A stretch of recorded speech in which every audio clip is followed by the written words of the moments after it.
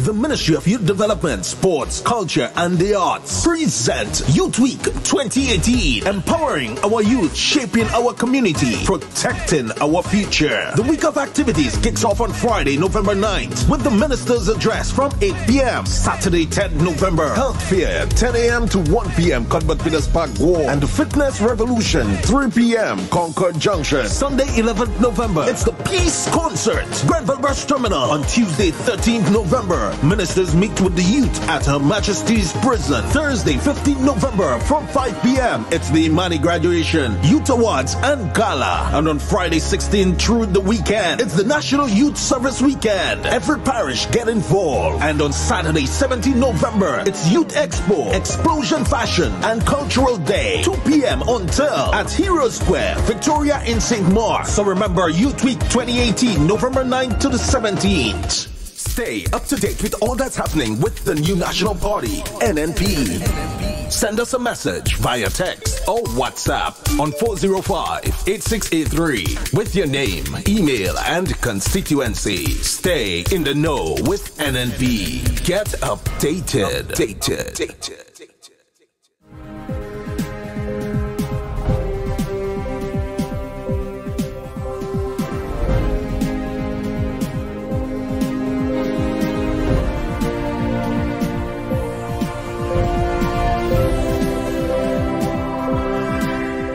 Grenada to host high-level seminar focusing on the region's transition to a blue economy. Stay with us, we'll have the details to this story and more in the National Report.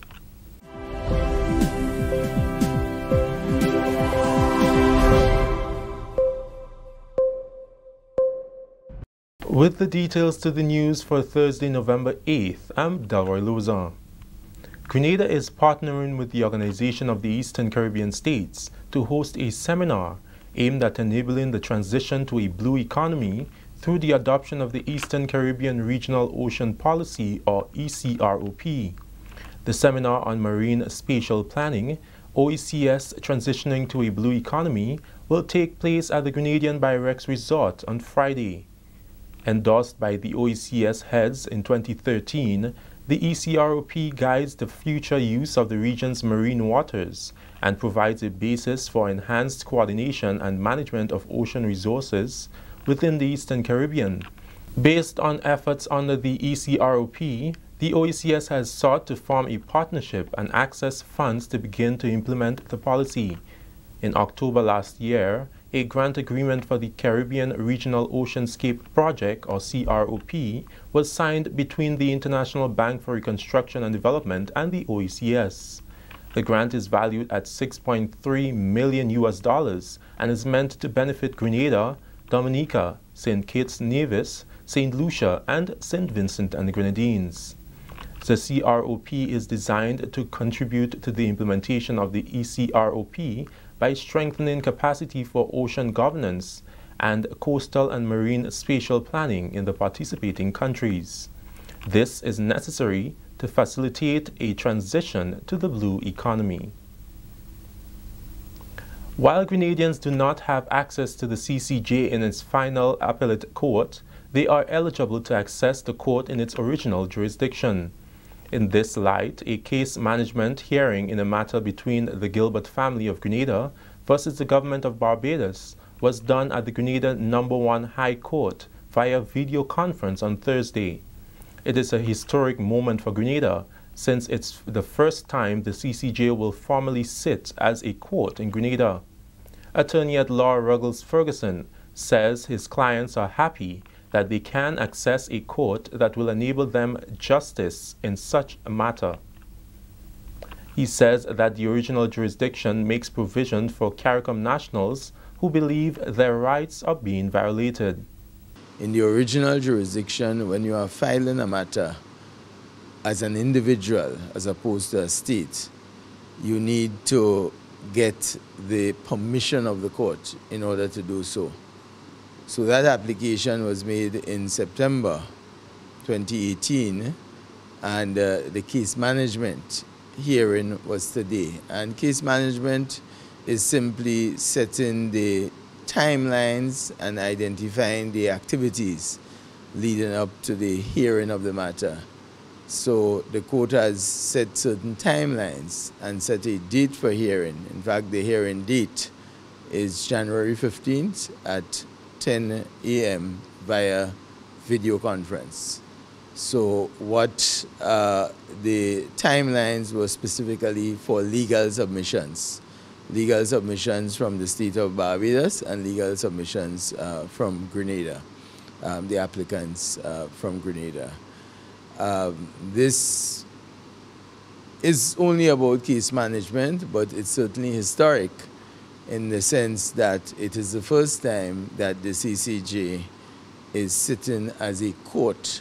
Ferguson, who was a member of the CCJ Advisory Committee here leading up to the November 6th national referendum, says he is disappointed with the results and believes Grenada missed an opportunity to access a court that will benefit the ordinary Grenadian. He believes that the process of education on the issue must be continuous. Notwithstanding that the vote was no, I think the exercise, the fact that Grenadians again for a second time were exposed to debate, discussion, engagement on the court, and engagement on the court also involved engagement on the Constitution or about the Constitution. And we must always see the positives in these exercises. So even though the result was not a result I wished for, but I do recognize the positives. This is the National Report. More news when we return. The safety on our roads make this a major priority. Health of our people, a crucial necessity. Accidents happen when road users are either irresponsible or inconsiderate in one way or the other. Play your part. Reduce your speed. Be attentive. It is your personal responsibility. Let 2017 be the start of no more road fatalities. Be safe, be seen, be smart. So let's wise up as a nation. Get to your destination safe.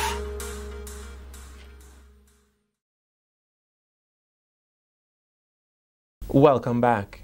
The Scholarship Desk, based at the Ministry of Education, Human Resource Development and Religious Affairs, has once again facilitated an exchange between Midwestern State University applicants and prospective students.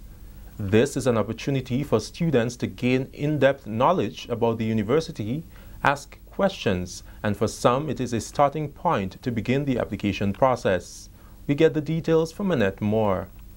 Midwestern State University's Director of International Services, Randy Glean, who is Grenadian, led the information session at the T.A. Marichaud Community College's Student Center in Tantine St. George on October 30th, accompanied by MSU's local recruitment coordinator, Trevor Wildman. This is part of an exercise that began about 25 or more years ago. We've reached out to students in Grenada and the rest of the Caribbean since 1991. And the university has had a program in place since 1993. More than 400 Grenadians have come to the university since, more than 1,500 from the Caribbean. And the program is fairly well known. We've had lots of successes. We have more than 200 alumni in Grenada who came, well, maybe almost 200, I should say, who graduated over the years, and I think they've all done extremely well. The Caribbean Recruitment Program offers Caribbean students the opportunity to pay less than in-state tuition, which has kept tuition fees relatively low, and the university an attractive option for study in the U.S. Plus, we have housing supplements and some other, amenities that help to keep the costs down. I mean, it's a state school. It's cost-effective. It's a good program, a first-class university. We work cooperatively with TAMCC. We work with SGU. And, we try to meet with parents and students where they are financially to try to assist them in obtaining their first degree and beyond if they wish. It's a good institution if you are not super wealthy, but you're a good student with potential to go beyond that institution to other institutions to obtain advanced degrees. So we're very proactive in making sure our students do well at the point of entry to the point of exit and beyond. Because MSU facilitates the transfer of credits from the T.A. Marichaud Community College, Glean says students can earn their bachelor's degree in 3 years or less. We accept, we were the first institution to accept TAMCC credits at full value, and we've had other institutions do it ever since. Students are not recruited straight out of high school, but instead following the completion of community college. Glean further explained how students can begin the application process. We have a local contact, but they can actually just start at TAMCC. We're going to leave materials here in the resource room with the Student Center. And all the information on who to contact would be available there. The folks at the scholarship desk also can point them in the right direction. Students wishing to contact the scholarship desk at the Ministry of Education, Human Resource Development and Religious Affairs for more information can call 440-2737 or email them at scholarshipdesk@gmail.com. For the National Report, I'm Annette Moore. With that story, we end the National Report for Thursday, 8th November 2018. Recapping the main story making the news, Grenada to host a high-level seminar focusing on the region's transition to a blue economy. And that's all from us in the news today here at the Government Information Service. Thanks for joining us. I'm Delroy Louison.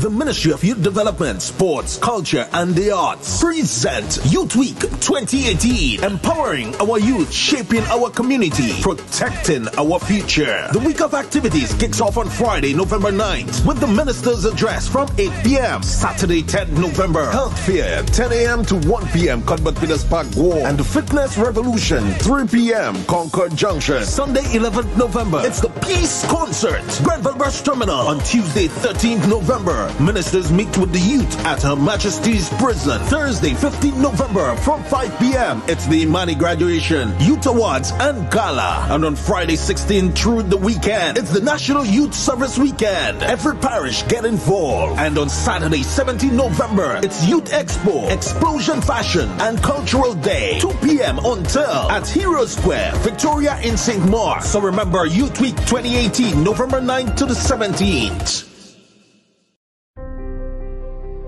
It is said that education is the key to success. The Grenada Development Bank believes this to be the truth, hence the reason we have made it our prerogative to ensure that your key is in safe hands with us.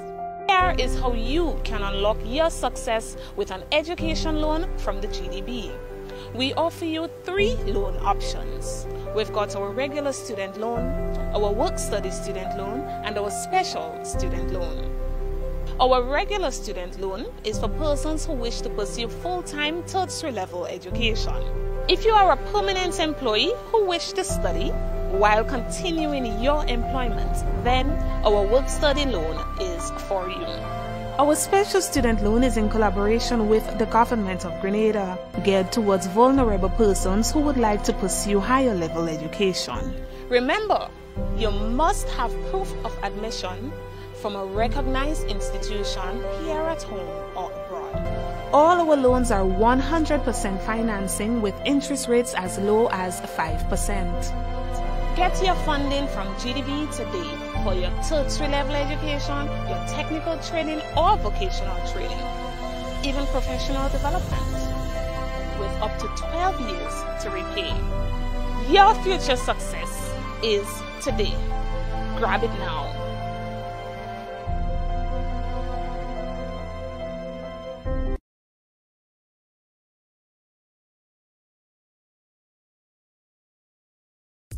Stay up to date with all that's happening with the new National Party, NNP. Send us a message via text or WhatsApp on 405-8683 with your name, email, and constituency. Stay in the know with NNP. Get updated.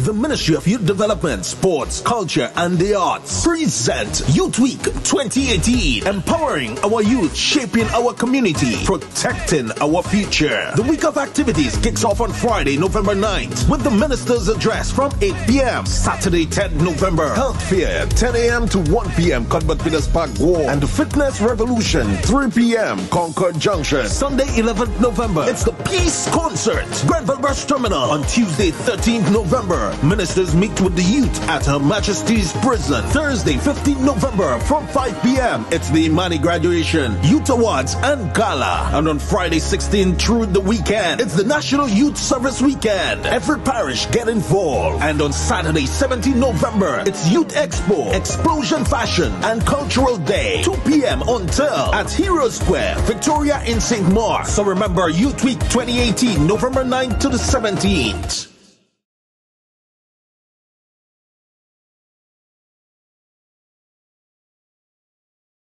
The Ministry of Youth Development. The Ministry of Youth Development, Sports, Culture and the Arts present Youth Week 2018, empowering our youth. Do in 30 minutes. You could be on one of our 45 black and white sand beaches, or perched atop a lush mountainside admiring our stunning coastline, or slicing the Caribbean Sea on a traditionally built sloop, or adventuring off the beaten path, or hanging out with our underwater sculptures, or do nothing at all. Whatever you choose, an amazing vacation is only 30 minutes away in Grenada. Visit www.puregrenada.com.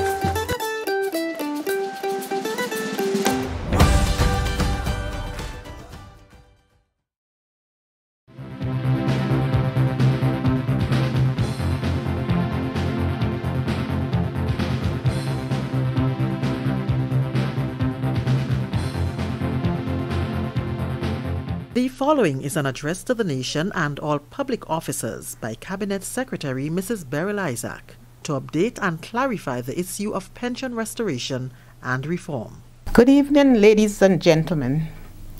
The Government Pension Engagement Committee finds it necessary to update the nation and government employees in particular at this time on the issues of pension restoration and reform, and more specifically, the issue of gratuity. We wish to assure you that government values and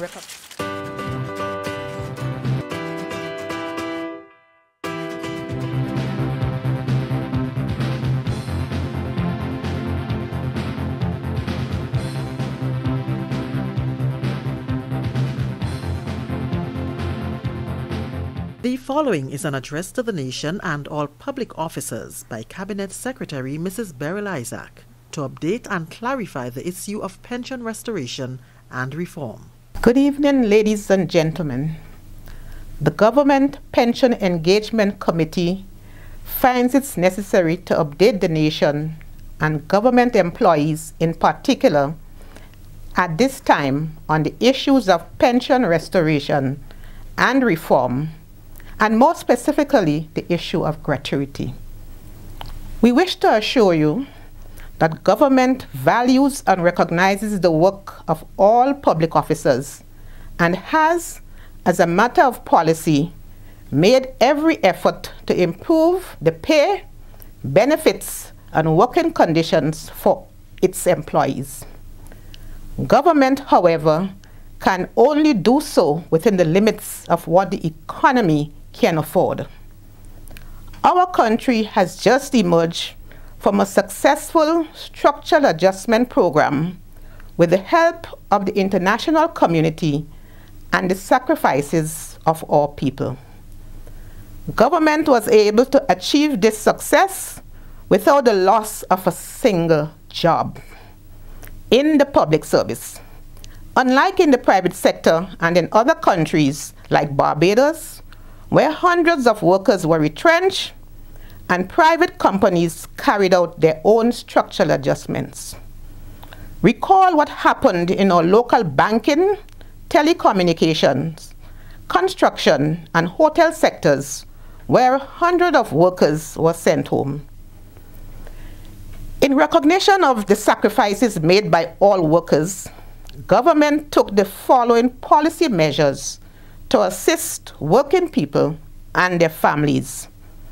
Removed personal income tax on retrenchment pay, removed income tax on pensions, including NIS pensions, lowered the income tax from 15% to 10% of earnings between $36,000 and $60,000 per annum, thereby easing the pressure on lower income workers. Increased the social wage by boosting spending on house repair assistance to the lowest paid workers and the rural poor. Increased seed payments to the elderly. Increased spending to help needy students. To date, government has awarded scholarships to the value of $48.49 million. In addition, government took several measures specific to public officers, namely, it paid all of the retroactive pay and increments in addition to salary increases amounting to over $110 million between 2013 to 2018. In January 2018, government increased the pay of its workers in the public service by 3%, and an additional 4% will be paid in January 2019. Government's current annual wage bill for public officers is $278.7 million, which will increase to $287.6 million in 2019. Note that in the case of Barbados, public officers there had their salary frozen for 10 years and only received an increase of 5% after the general elections. Government brought onto the permanent staff some 300 plus teachers and 139 nurses, which has significantly increased the cost of the annual wage bill. It is against this backdrop that government formulated and announced its intention to restore and reform pensions to public officers. Therefore, government did not appeal the judgment in the Hamlin-Armstrong case. It accepted the judgment of the High Court and paid Mrs. Armstrong her pension and attendant benefits as directed by the court. Government paid those workers who, like Mrs. Armstrong, joined the service between April 4th, 1983 and February 22nd, 1985. Only 2 months ago, government paid out $7 million to those persons. Thus, government has met all of its legal obligations on the matter of pension restoration. Now, where are we on the pension reform? It is very important to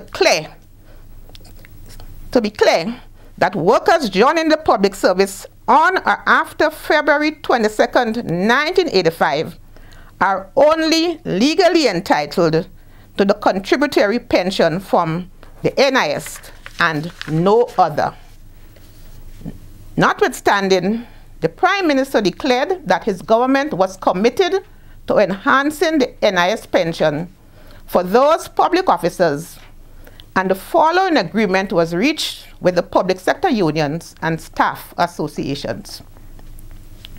Any worker who joined the public service between 4th April 1983 and which date was subsequently changed to 22nd of February 1985 to 31st of December 2018 and is permanent in an established post who meets the relevant criteria, government guarantees that the pensionable benefits inclusive of the NIS shall be 70% of his or her last salary. Government will endeavor to establish a new contributory plan for those workers, established and unestablished, who joined the service after 31st of December 2018. Now to explain the issue of gratuity. In the Memorandum of Understanding, it was agreed that government will restore and reform pensions. After much discussion, government proposed to pay 98% of a worker's pension monthly and 2% prepaid pension as gratuity. The 2% prepaid pension, commonly referred to as a gratuity, is repayable over 12.5 years. Of course, the worker always have the option to receive his or her full pension monthly. In such a case, no gratuity is paid. Gratuity is not a payment from the employer in addition to pension. Gratuity is an advanced payment.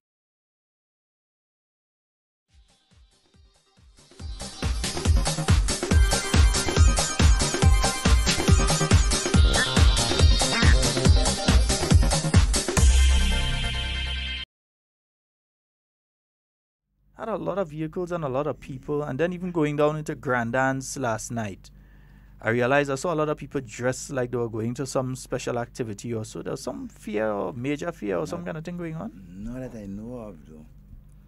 Yeah, I'm just asking because I just thought it was kind of unusual. I don't know if Naz saw that yesterday, but yesterday there were a lot of people out. I thought it was end of month.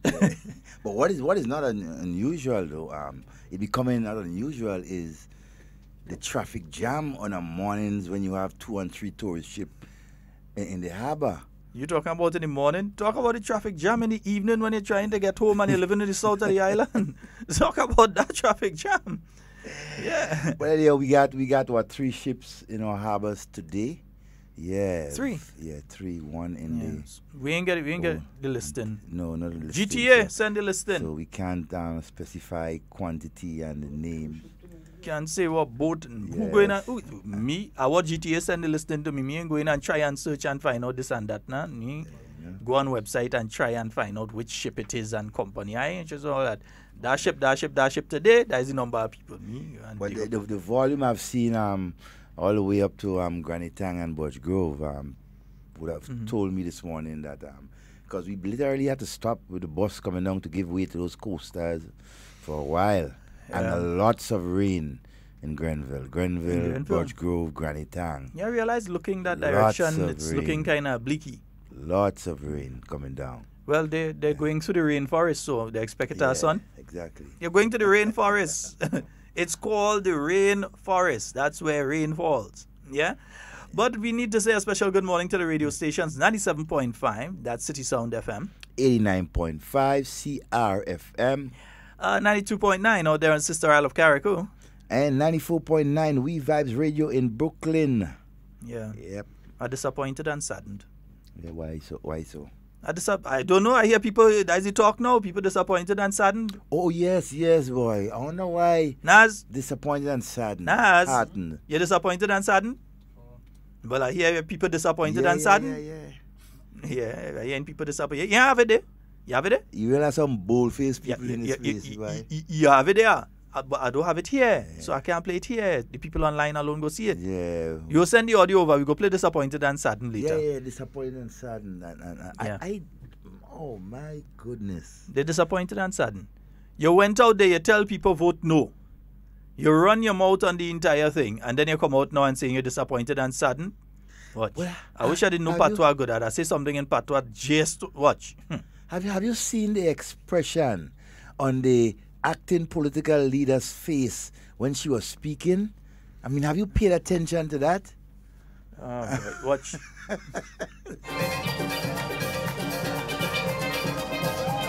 That better to listen to than them.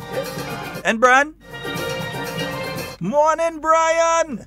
Morning, Depot!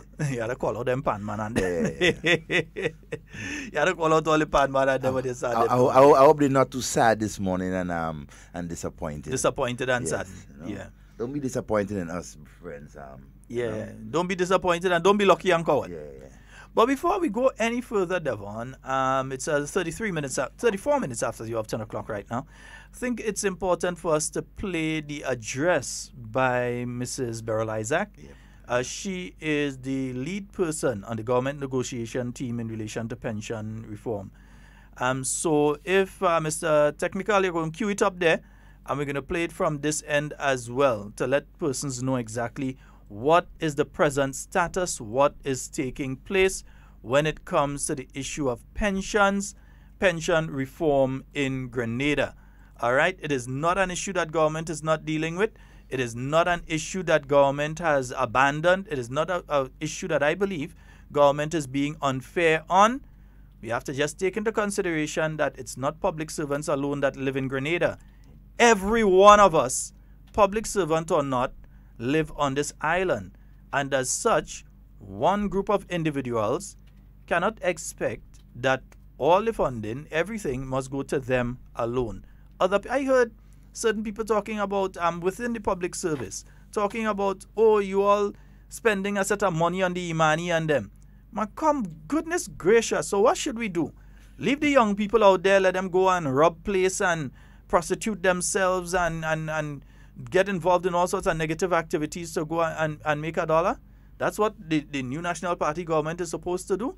How could you have something against the fact that government is spending some money on a program like the Imani program? In fact, if one cares about Grenada and cares about our young people, you expect to hear them say, spend more. Spend more money on programs like Imani. Spend more money on programs like Empower that just took in 500 young people. Not really spending all that money for so you alone want all. And I'm not cutting across with a broad brush here right now because it's not all public servants like that. But there are some that making those statements. Meanwhile, Devon, you have a pension to get? Nope. Naz, you have a pension to get it? Duncan? But Duncan? I'm sure she don't have a pension to get either. No pension. We don't have a pension to get.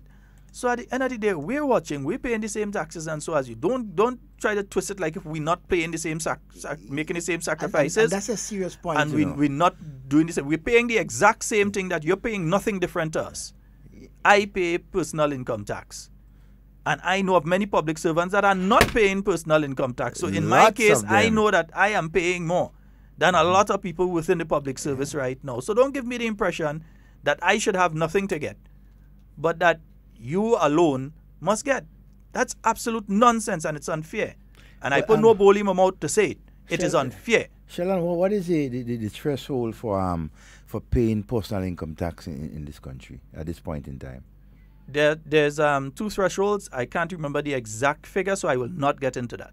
I can't remember the exact figure because it comes, I don't even see it. It comes directly out of my salary on a monthly basis. There was it was a two-tier, and the second tier was removed, but I still pay personal income tax. And I'm not speaking about $20, $30. I'm speaking a couple $100 that I pay in personal income tax as a portion of my salary on a monthly basis. I'm not complaining that I'm paying it, I'm happy to pay it. Because when I pay it, at least the money that they get from my personal income tax paying a Imani salary, isn't it? It's a Imani that getting paid with that. Or at least the money goes towards assisting somebody with a two-piece galvanized or some lumber or so, that in a bad situation. Or to help somebody get some medication or so on. I have no problem with paying it. But I'm saying I am making sacrifices too, because I'm hearing some union leaders talking like if it's only their constituents that making sacrifices. The busmen making sacrifices too. When they fill up with gas, they are paying tax on the gas that they're filling up with. When they buy parts, they're paying taxes on the parts that they're using. When they go and they buy a bus, they're paying taxes. So they're making contributions too. Everybody's making contributions. So it cannot be a situation that somebody could make a statement like they don't care about the Fiscal Responsibility Act. I just find that to be a very, very sad statement. Irresponsible at that. Very irresponsible. Because the rest of us have nothing to get. The rest of us have nothing to get. So let's say we'll play that audio and that tape at 11. We'll play it at 11 o'clock. It's now 38 minutes after the hour of 10 o'clock. We're going to play that at 11. Because I find it's just, to me, I don't know to you, and you could call and tell me. To me, it is unfair. Look at the issue of the one-off payment that was given to public servants. I, personally, paid more during the time of the structural adjustment than many people in the public service. The people who paid less than me, they got a one-off. I ain't get no one-off. Government didn't call me and say, well, come and collect your $700 or come and collect your $1,000 or so. I didn't get any one-off, but I made a sacrifice too. I mean, yes, these people are within the public service and they made their sacrifice and they get something, but the rest of the population did not get those benefits. And remember, the health care that's taking place in Grenada, both the public service servants and everybody else have to benefit from it. The roads, all of us have to use it. Yeah? All of the facilities offered, be it through national security and ensuring that the police, when you call them, they can come. Or that the prison service, ensuring that those who should not be outside among us remain where they're supposed to be. All of these services are provided across the board. It's not just for one group of people and the other group. So when people are talking about they made sacrifices, and they are the main ones, the main ones make what? All of us make sacrifices. All Grenadians make. Every one of us. And continuing to make sacrifices in everything that we do every day. What about people in middle management and so in many of the companies who are listening to this program right now? In the insurance companies, the financial companies like the credit unions and the banks and so on. Even some of the companies like the Huggins and the Hubbards and so on. These people made sacrifices too. You hear they get a one-off? No. The government obviously cannot pay a one-off to everybody on the island. You won't go broke trying that. But they didn't get a one-off. But you heard people cussing about the level of the one-off when everybody else, and they don't realize that the general public, a lot of people watching them now, and I'm not calling them greedy. I'm saying it's unfortunate. They need to rethink. Because the rest of us now are watching and saying, but wait, the increases for 2019 already in place. January 2019, they get increases. They get increases in 2018. They got their two one-off payments it was. Yeah, 2 one-off payments. They got all sorts of benefits. And the rest of us just continue to get the normal benefits that we get. The normal, we go and we get some medication, or we go and we get this, or we go and we get that, the normal sorts of stuff. While they get that and have gotten these other things and still want to hold us to ransom because they want more. That's unfair. If everyone... It's unfair. If every one of us that pays tax or make contribution, right, towards government's coffers and so, if we decide to say, look, we want this and we want that, if every one of us that is working demand upon government that they give us that. You know what will happen to government? You know, we will be going right back into the dark ages. I think sometimes, you know, I have the view that some of us out there wants to see Grenada roll back and not go forward. You know, over the last couple of years, we have they have put certain things in place to steer the economy, right, the way forward. But it appears to me that there are some of us leading in organizations and in high positions and influential persons, like they want to see Grenada roll back. And for what reason? You know, for what reason? Personal, you know, vendettas, and so some of you hear some workers, teachers, public workers talking about, as Sheldon said, why we paying all this money to the money? You know, why we hiring so many young people? My God, what you want us to do? Leave them? What you want the government to do? Leave them outside doing nothing? We are preparing for the future. But again, some of us have our own, you know, agenda, political and otherwise, and some of them are A gender, you know, B gender, C gender, G gender, all kind of things. They are X gender and all. I mean, come on.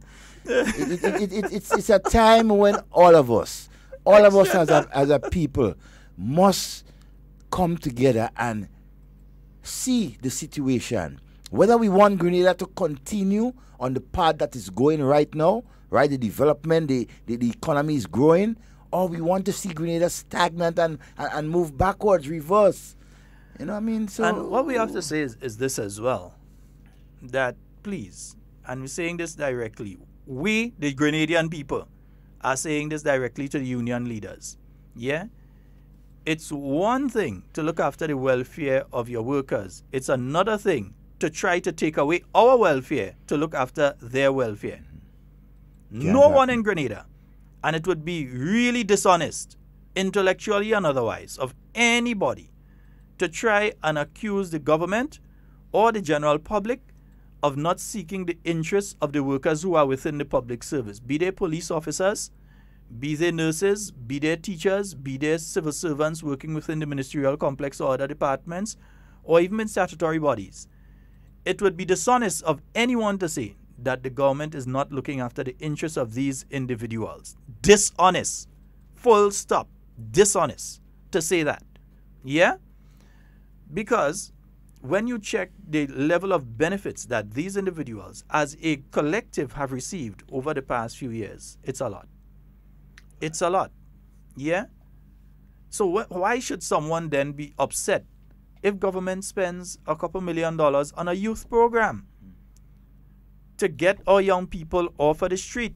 You want to end up in a situation when you're traveling around now and you go to a block there, there's nobody there. Them fellas busy. Yep.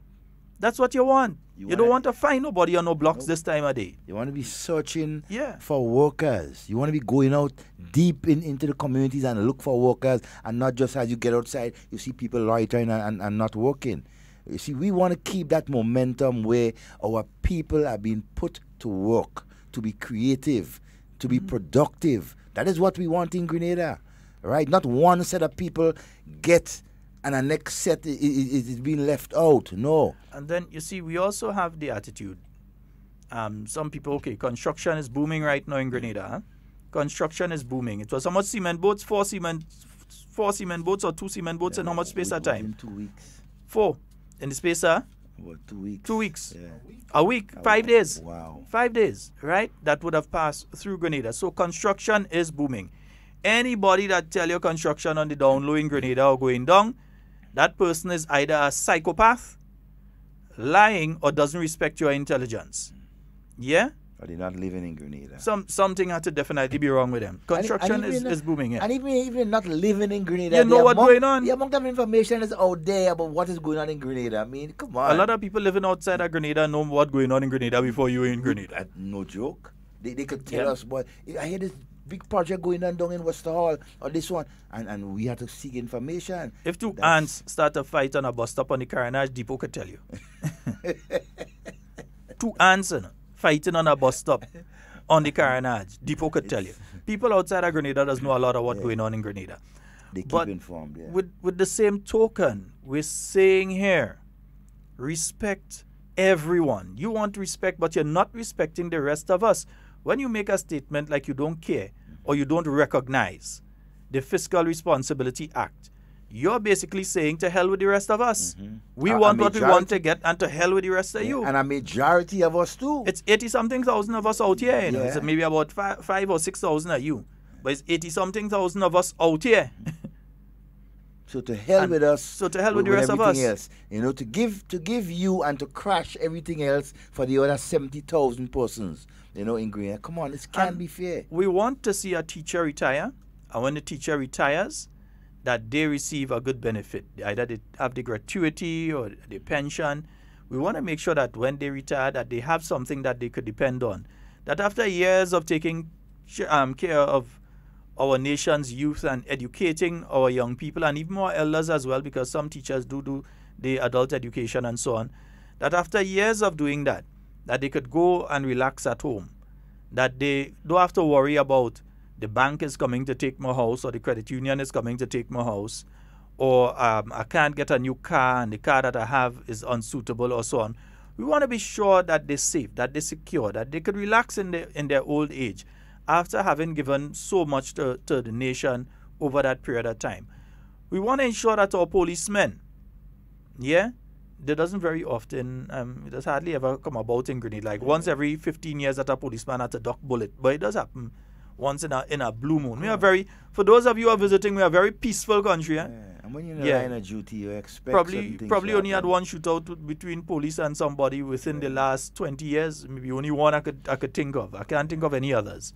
Yeah, that would have been one. That would have been the one in St. Mark somewhere there. Yeah. That was the only one I could think about in about 20 years. Our murder rate is one of the lowest anywhere, and we wish it was non-existent, that we didn't even have to mention the M word. But it's one of the lowest that you could possibly think about. We are a very peaceful island.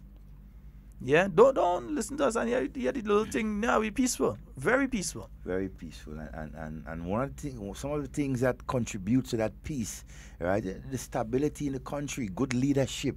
And so the economy is on an upscale. Young people, right, are getting involved in lots of things, right? Persons are not out there just roaming, doing nothing on the street. They are getting involved either in self-employment or with the different services around the area. And we have to appreciate that.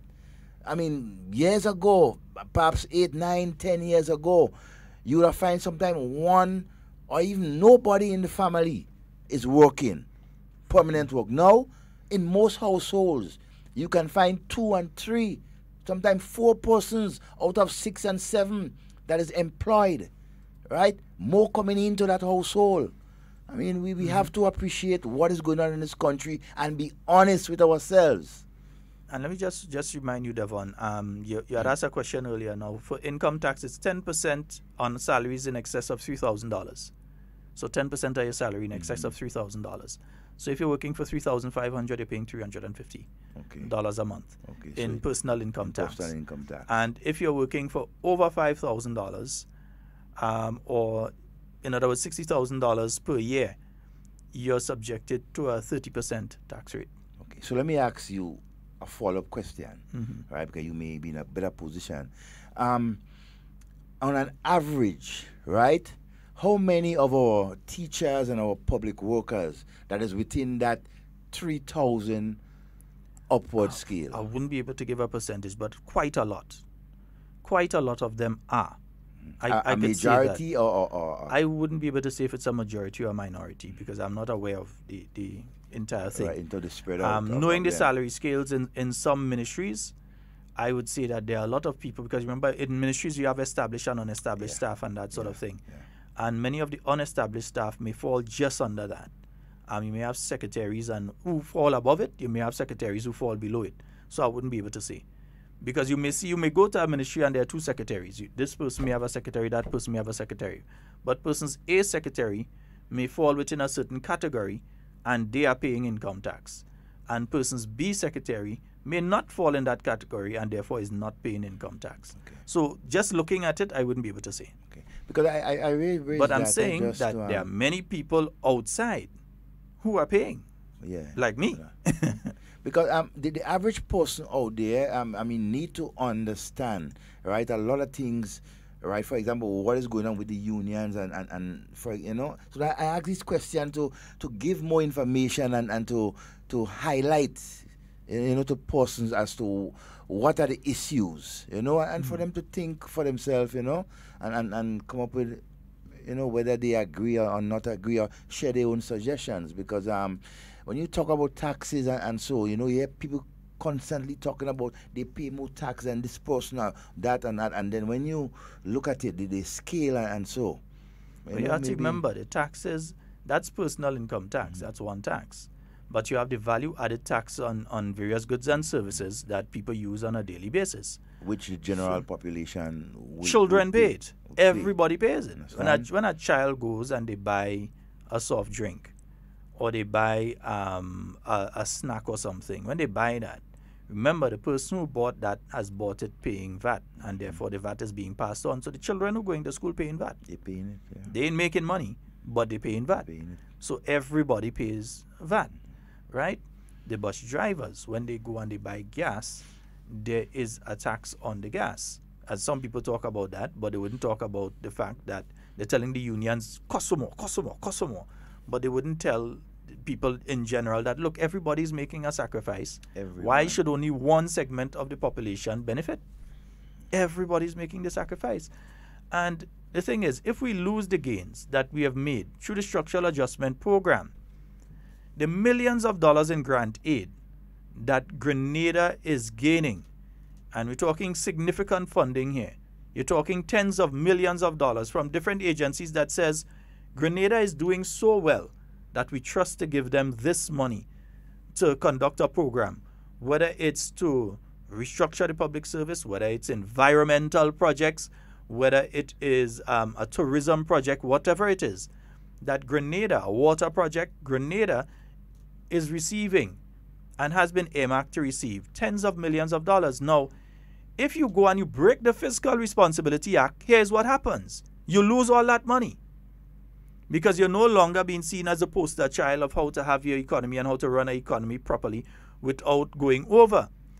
So you lose those tens of thousands of dollars. That's gone. Forget it. Then you have to do certain projects, you have to go into loans. And then if you go into loans, you find yourself back into a situation that you're making $10, but you're spending $17. So you're always in a deficit. When government was able to bring that stage now that I believe, and we'll hear probably during the budget discussion and so on, the debate, whether or not government has brought that down now to making more money than it's spending on a monthly basis. I know it was just about there the last time we would have checked. So I'm trying to find out now if it's under there. But I wouldn't go and think that now. I'd wait until when the budget is out and we hear the facts and figures coming out from the Ministry of Finance to know if that's so. We'd lose all these things. Isn't it a fact that when government provide either the environment or they do it for themselves, like create more employment, right, for its people, doesn't the economy becomes more aggressive and more profitable for the country, right? And so, because I mean, that is what I see this government is trying to do, trying to gain or to get employment for not everybody, but a wide cross-section of our citizens. Create the enabling environment. You understand? And that is what good governance is all about, right? The pie should be shared, if not equally, but you know, eventually that almost everyone could get a piece of that pie. That is what we want to establish in this country, right? We don't want to have one sector of our population working and the other section depending, right, on what the others are making. No, we have to move away from that. We have to spread it around, and that is what Dr. Mitchell and his team has been trying to do, right? Involve the youths. Involve more workers out there, environmental wardens, right? Young men, put them out there, train them and put them out there to become, you know, for them to benefit in what goes on in our country. That is what we want to do. Create the environment for small business to set up and so thus growing the economy. That is what we want to see, and that is what has been going on for the last 5 years. You know, but there are some people who always prefer to see Grenada slide down and not go up. You know, that is sad. If there is Duncan that come in. Yes, Miss Duncan. Oh my God. Nazim Duncan wants you. And she's asking, please, eh? Miss Duncan, can I have some coffee, please? Yeah. Thank you. And she come and she says she want Nazim, you know. Just so just come and take him out and go to him, you know. Nazim, please. And Nazim asks, you don't wait, you just get up. This thing ended up serious, you know. Oh, God. Good morning, Tonia. Good morning to you, Antonia. And yes, folks, remember to like and share the program. Like and share the program. Remember, Hard Talk is also available on Hard Talk Live. That's on Facebook, Hard Talk Grenada Live. And on YouTube, you could also check us out on YouTube with the live feed, Hard Talk Grenada. And you can check our website, www.hardtalkgrenada.com. Don't just come and take the man out of the studio. Just so you know. Me, I don't take him part. Oh my God. And so she said, I want Nazim. But yeah, Devon, so I think we as a Grenadian people, we need to understand. Now, here's what. We are not telling people go out there and curse any union leader. No. Or curse any public servant. Because all of us are Grenadians. Yes, one of us. And remember, the union leaders have a responsibility, and that must never be forgotten. The union leaders have a responsibility to try to get the best deal. Or even if they could get better than the best deal for the people that are within their union. So they're doing what they believe is right. That is what they have been elected for. Right. But you have to do it within reason. Of course. And that is the crux of the matter that we're having here right now. Yeah. Yes, you have a right. You have a responsibility to do what you have to do that you believe is in the best interest of your constituents. But you must also, go ahead. Just the same. The government has the right and a responsibility to take care of all its citizens. Not just one section, but all, right? And so that is where the whole question of negotiation and reasoning comes about. You see, we must be able to balance that playing field, not just for one, but for all. Government must remember, both organizations, the government and the unions, they have responsibility too. It's people, but when you look at government's responsibility, it's not just to one set, but to the entire nation, and we must never forget that. Yeah, and that's the main point here. The union leaders have to look out for their constituents, but government has to look out for everybody, including the same unions, including the same union leaders. Yeah. So you're trying to pressure the government to do something that the government cannot do. For everybody. Yeah. If you understand. I wish when the day comes and I'm 60, but by that time I'm 60, the retirement age might be 65 or 70. So you still have to go another 5. Yes, I might still have to go 5 more than everybody else now. Maybe even 10 more than everybody, because some countries have the retirement age at 70 now. Eh? And I support that in a sense, because it gives the government and so more space, right? And then I always have because the person contributes more back into the system. Exactly. And I always have a view that, look, there are persons who are 60 and upwards, and their contribution towards the development of this country is even more greater than when they were, in my view, in their prime.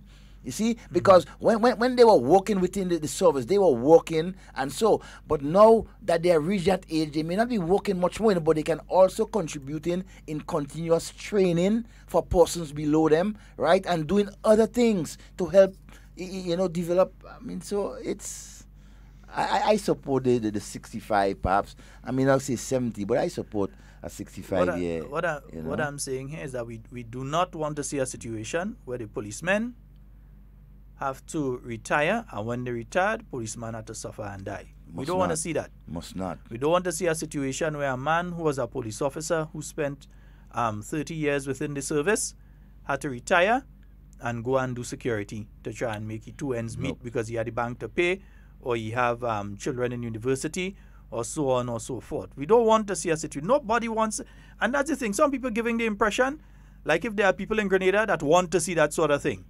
Who in their right mind would want to see something like that? Want to see a policeman retire and not receive some sort of gratuity and benefit for all the service that they have given to us?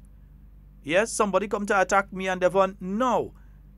I mean, me and Devon is two different kind of us. We got to use another example. So, but anyhow, if somebody come to attack us, no, it might be a different kind of story.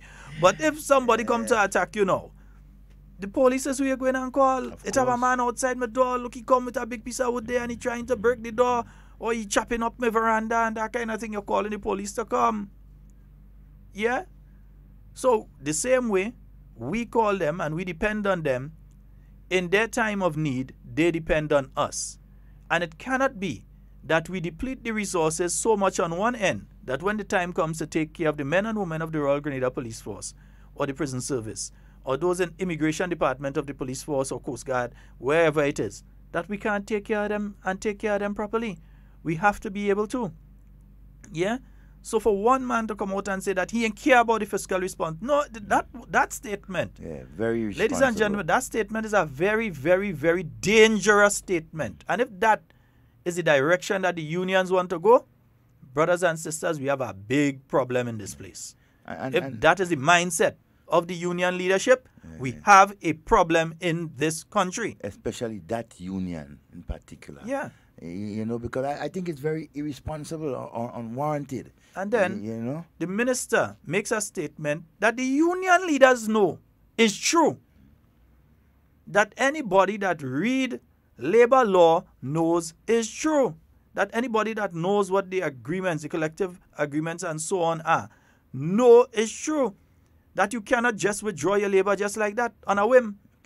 That there is a process. And expect to be compensated. There is a process for the withdrawal of your labor. No, they're smart. What they do, they take the 2 days. But they take the 2 days together with a day that thing. Because remember, you could stay away from work for the 3 days, and then you had to present a sick leave for why you didn't come to work. You could stay away from work for 1 day. For 1 day, that's. But then you had to come the next, and they could stay away the next day. Yeah. So they're using those technicalities and talking about rest and reflection. Rest and reflection, my foot, is a strike. Yeah. My toe is a strike. I'm a strike by always, any other name is still a strike. Yeah, and I am questioning even some of the motives and intentions as to why on that particular time. Well, a time when the nation had to go and make a key decision on certain things, you have other things popping up. It leaves so many questions to be answered. And I hope the Grenadian people are asking these questions, not just myself and Sheldon, but are focusing on why, certain things are happening when they are happening. Yeah, we're getting ready to play that address. I'm waiting for the technical man to come back in studio. I don't know where Duncan take him and go with him. Duncan, I find you I don't know where Duncan take Mr. Technical Man and go with him. And I find every day now she come and ask for we go lock the door. Yeah. Usually we have an open door policy, so when fellas like Fluffy and them feel they want to come across, they could come through. Yeah, but Duncan abusing it right now. We go lock the door. She inconveniencing us right now. Want to make sure that if KB sneaking on us, he could just come in studio. We like to make sure that people, when they feel free to come, you understand? Nice, but we go lock the door. Duncan, we want a technical man. Mm-hmm.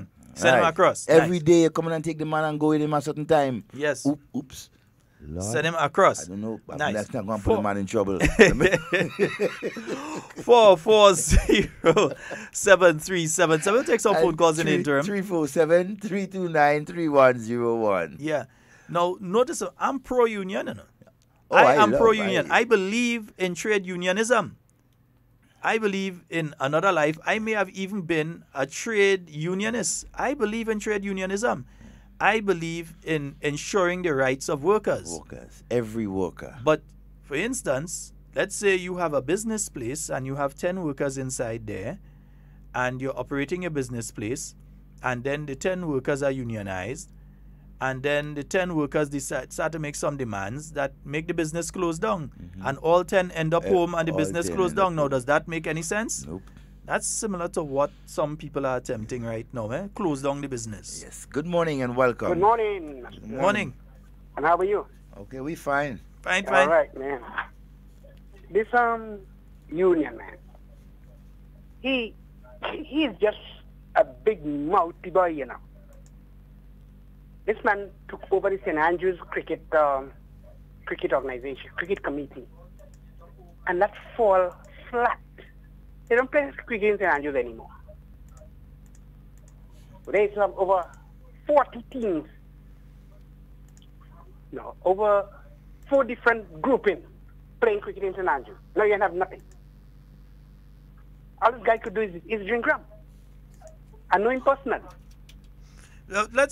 My brother, let's not go that direction. You see the personal attacks? I believe okay, that he has made a statement that's a very unfortunate statement, but I wouldn't go into the personal attacks because I don't know the relationship between you and the individual, and if it might be something else. No, so let's leave the personal attacks alone. On Hard Talk, we don't go that direction. Okay. All right? Okay, later. Yeah, let's not go that direction. Seriously. Because I'll tell you something, you know. Me and the man is good friend. Oh.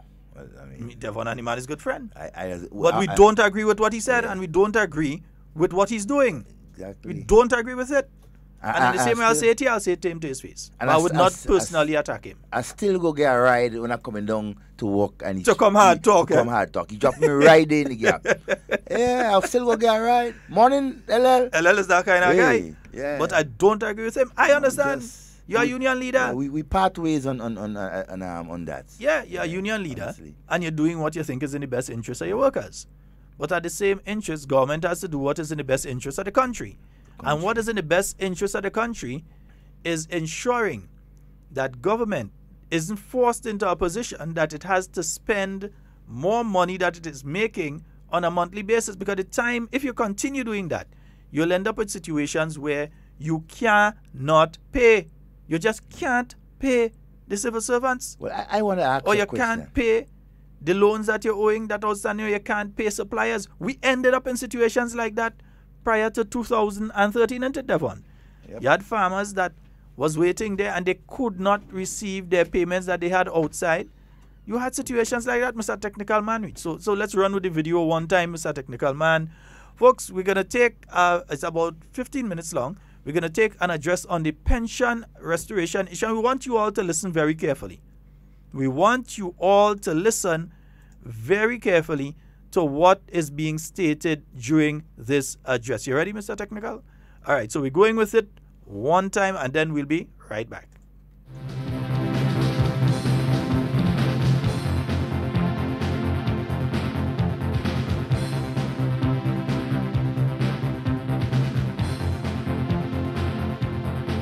The following is an address to the nation and all public officers by Cabinet Secretary Mrs. Beryl Isaac to update and clarify the issue of pension restoration and reform. Good evening, ladies and gentlemen. The Government Pension Engagement Committee finds it necessary to update the nation and government employees in particular at this time on the issues of pension restoration and reform, and more specifically, the issue of gratuity. We wish to assure you that government values and recognizes the work of all public officers and has, as a matter of policy, made every effort to improve the pay, benefits, and working conditions for its employees. Government, however, can only do so within the limits of what the economy can afford. Our country has just emerged from a successful structural adjustment program with the help of the international community and the sacrifices of our people. Government was able to achieve this success without the loss of a single job in the public service. Unlike in the private sector and in other countries like Barbados, where hundreds of workers were retrenched and private companies carried out their own structural adjustments. Recall what happened in our local banking, telecommunications, construction, and hotel sectors where hundreds of workers were sent home. In recognition of the sacrifices made by all workers, government took the following policy measures to assist working people and their families. Removed personal income tax on retrenchment pay, removed income tax on pensions, including NIS pensions, lowered the income tax from 15% to 10% of earnings between $36,000 and $60,000 per annum, thereby easing the pressure on lower-income workers. Increased the social wage by boosting spending on house repair assistance to the lowest-paid workers and the rural poor. Increased seed payments to the elderly. Increased spending to help needy students. To date, government has awarded scholarships to the value of $48.49 million. In addition, government took several measures specific to public officers, namely, it paid all of the retroactive pay and increments in addition to salary increases amounting to over $110 million between 2013 to 2018. In January 2018, government increased the pay of its workers in the public service by 3%, and an additional 4% will be paid in January 2019. Government's current annual wage bill for public officers is $278.7 million, which will increase to $287.6 million in 2019. Note that in the case of Barbados, public officers there had their salary frozen for 10 years and only received an increase of 5% after the general elections. Government brought onto the permanent staff some 300 plus teachers and 139 nurses, which has significantly increased the cost of the annual wage bill. It is against this backdrop that government formulated and announced its intention to restore and reform pensions to public officers. Therefore, government did not appeal the judgment in the Hamlin-Armstrong case. It accepted the judgment of the High Court and paid Mrs. Armstrong her pension and attendant benefits as directed by the court. Government paid those workers who, like Mrs. Armstrong, joined the service between April 4th, 1983 and February 22nd, 1985. Only 2 months ago, government paid out $7 million to those persons. Thus, government has met all of its legal obligations on the matter of pension restoration. Now, where are we on the pension reform? It is very important to be clear that workers joining the public service on or after February 22nd, 1985 are only legally entitled to the contributory pension from the NIS and no other. Notwithstanding, the Prime Minister declared that his government was committed to enhancing the NIS pension for those public officers, and the following agreement was reached with the public sector unions and staff associations. Any worker who joined the public service between 4th April 1983 and which date was subsequently changed to 22nd of February 1985 to 31st of December 2018 and is permanent in an established post who meets the relevant criteria, government guarantees that the pensionable benefits inclusive of the NIS shall be 70% of his or her last salary. Government will endeavor to establish a new contributory plan for those workers, established and unestablished, who joined the service after 31st of December 2018. Now to explain the issue of gratuity. In the Memorandum of Understanding, it was agreed that government will restore and reform pensions. After much discussion, government proposed to pay 98% of a worker's pension monthly and 2% prepaid pension as gratuity. The 2% prepaid pension, commonly referred to as a gratuity, is repayable over 12.5 years. Of course, the worker always have the option to receive his or her full pension monthly. In such a case, no gratuity is paid. Gratuity is not a payment from the employer in addition to pension. Gratuity is an advanced payment on pension. It is equivalent to and the same as a salary advance.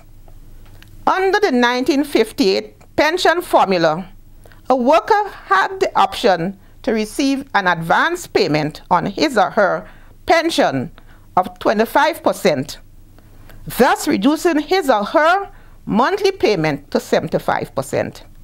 For example, if a public officer's pension worked out to be $2,000 a month, and he or she took a gratuity of 25%, his or her pension will be reduced to $1,500 a month. The gratuity or prepayment of a pension will then be $500 per month by 12 months over 12.5 years, and that will equal $75,000. Preliminary costings have shown that if government were to agree to the demands of the unions and associations, this will add upwards of $21 million annually to the payroll, bringing the cost of pensions to approximately $74 million annually. This provision of the 1958 Pension Act must be reformed, as the state cannot finance this cost. Also, this cost seriously breaches the Fiscal Responsibility Act. Any pension plan must have two basic features. It must be sustainable and affordable. Let us be clear. The gratuity payment of $75,000 in the above example has to be repaid by the retiree through monthly deductions of $500 for 12.5 years from his or her pension. This is why, when a gratuity is paid, the monthly pension of the worker is reduced. What the government is proposing is to pay 98% of a worker's monthly pension and 2% as gratuity. In other words, the public officer will receive a monthly pension of $1,960, while under the union's demand, that pension will be reduced to $1,500 per month. After 12.5 years, having repaid government the gratuity, the worker will revert to his or her full pension. Age of retirement has to be reformed. The other dispute arising during these negotiations is the question of when pensions should be paid. All over the world, the age of retirement has been increasing. In Barbados, Trinidad and Tobago, and Jamaica, the pensionable age is 65 years. In Dominica, it is 62. Grenada is one of the few countries where the retirement age remains 60 years. Several actuarial reports have pointed to the need to increase the age to 65 years. In the reform of our pensions, the state cannot afford to pay pensions to anyone under the age of 60 years. For purposes of the reform, government proposes to maintain that a public officer can retire after 26 and 3rd years, but will receive his or her pension at age 60 or whatever age is prescribed in law. Government proposes further that at the point of retirement, it can afford to make a prepayment of 2% of a worker's pensionable entitlement as gratuity. In the context of Grenada's current economic position, this is what is affordable and sustainable and falls within the fiscal expenditure rules. The consequence of breaching these rules will be very grave for Grenada and will result in the loss of significant amounts of concessionary loans and grants. The national economy will then be reversed, affecting growth and employment and ultimately threatening the employment of the said public officers. The Government Pension Engagement Committee wishes to remind the leadership of the public sector unions that the respective collective agreements and the Labor Relations Act set out clear procedures for the resolution of disputes. To take irregular industrial actions without following the procedures laid down are indeed unlawful and a breach of good industrial relations practice. Government appeals to public officers and their respective unions and associations to be understanding and responsible. We call on the union leaders who walked off the negotiating table on 3rd of October to return. We can only resolve this problem through constructive dialogue. We look forward to reaching a comprehensive agreement in the interests of our public officers and our beloved country. I thank you for listening, and good night. The proceeding was an address to the nation and all public officers by Cabinet Secretary Mrs. Beryl Isaac to update and clarify the issue of pension restoration and reform.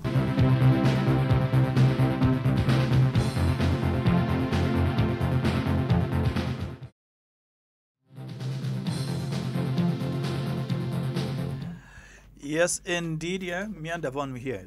We ain't going no way. Life really in fear, you know. Yeah, Duncan didn't take us. No, Duncan went with Nazim. Duncan went with Nazim. I got my coffee, though. Yeah. I ain't getting nothing, so, you know. Devon, I know. I wasn't here. Okay, all right. I just want to make sure that your mic thing did nice, right? Mm-hmm. Yeah.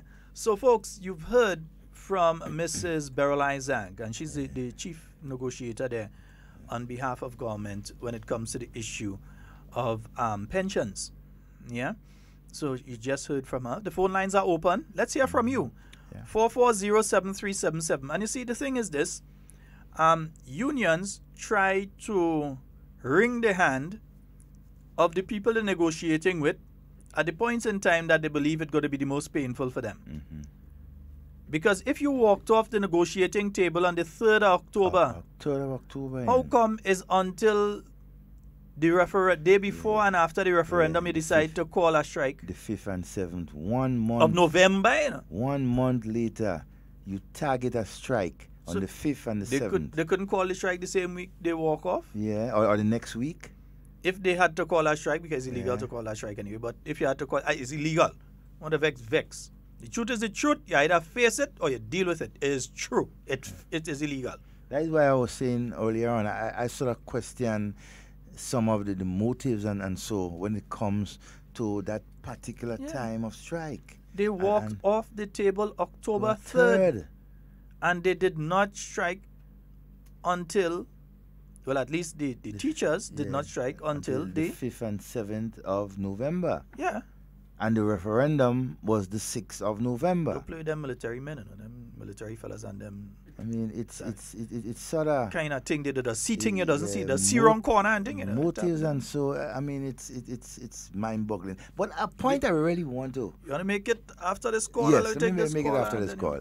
Good morning and welcome. Good morning. Good morning. Morning. You're live. Morning, guys. Let me tell you all something, eh? I remember in the early when teachers had problem when Dr. Mitchell just come into office. He came to the school and he walked out and his teachers there. I ain't telling you they say, I tell you what I see. He came to the lane school and he walked out on the teachers. Well, let me ask you. And in Blaze time, when Keith put let me ask you a question. Pressure hold on. Pay the teachers the money, and Howard Blaze had to. But let me ask find the money to pay them. So what goes around comes around. Face it. It's life. What goes around comes around. So you there?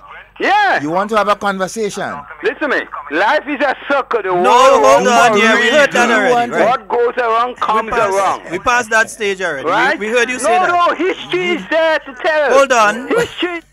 Hold on. You don't want to have a conversation. Hold on. You just want to make a stupid political point. We're dealing with facts here. The facts are, it's a dumb statement to come here and just say, pay them the damn money. And this kind of foolishness. The economy was in a different state at that point in time that you're talking about. Back in the 1980s, that would have been. 89. You're talking about a different economy, different economic situation, totally. So you can't take the economy of the 1980s and try to juxtapose that on the economy of the year 2018. Only an idiot will do that. Only an idiot will do that. Yeah. Because you're talking about the economy at a point in time when the budget never reach $1 billion. When the budget for the ministry, in fact, it didn't even have a ministry of youth, you know. At that point in time, youth was a department. At one time, it was attached to tourism and civil aviation. At next point in time, youth was attached to education. At next point in time, it was attached to something else. Youth and sport were two things that were the sideline. The Ministry of Youth's budget used to be $15,000. I ain't asking you, I'm telling you. So for you to make a dumb statement like that, to try to juxtapose now a statement that Dr. Mitchell made at a point in time when you were facing a different economy, different circumstances, with different budgetary requirements, etc., to try to juxtapose that onto 2018 with a different situation is not only intellectually dishonest, it's dotish. I mean, 30 Full years. stop. 30 years ago, right?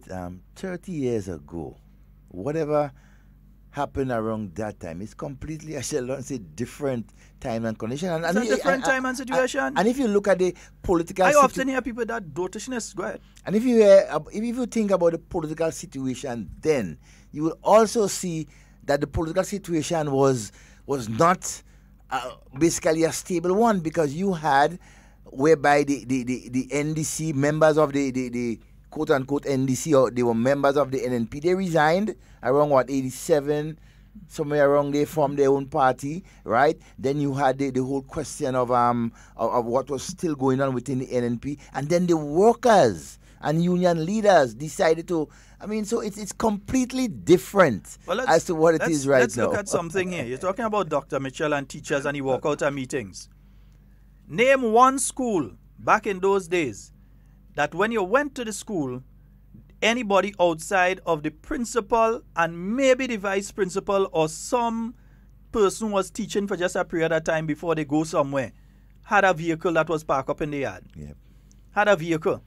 Name one school back in those days. Look at the schools right now. You're getting a place for them children and them.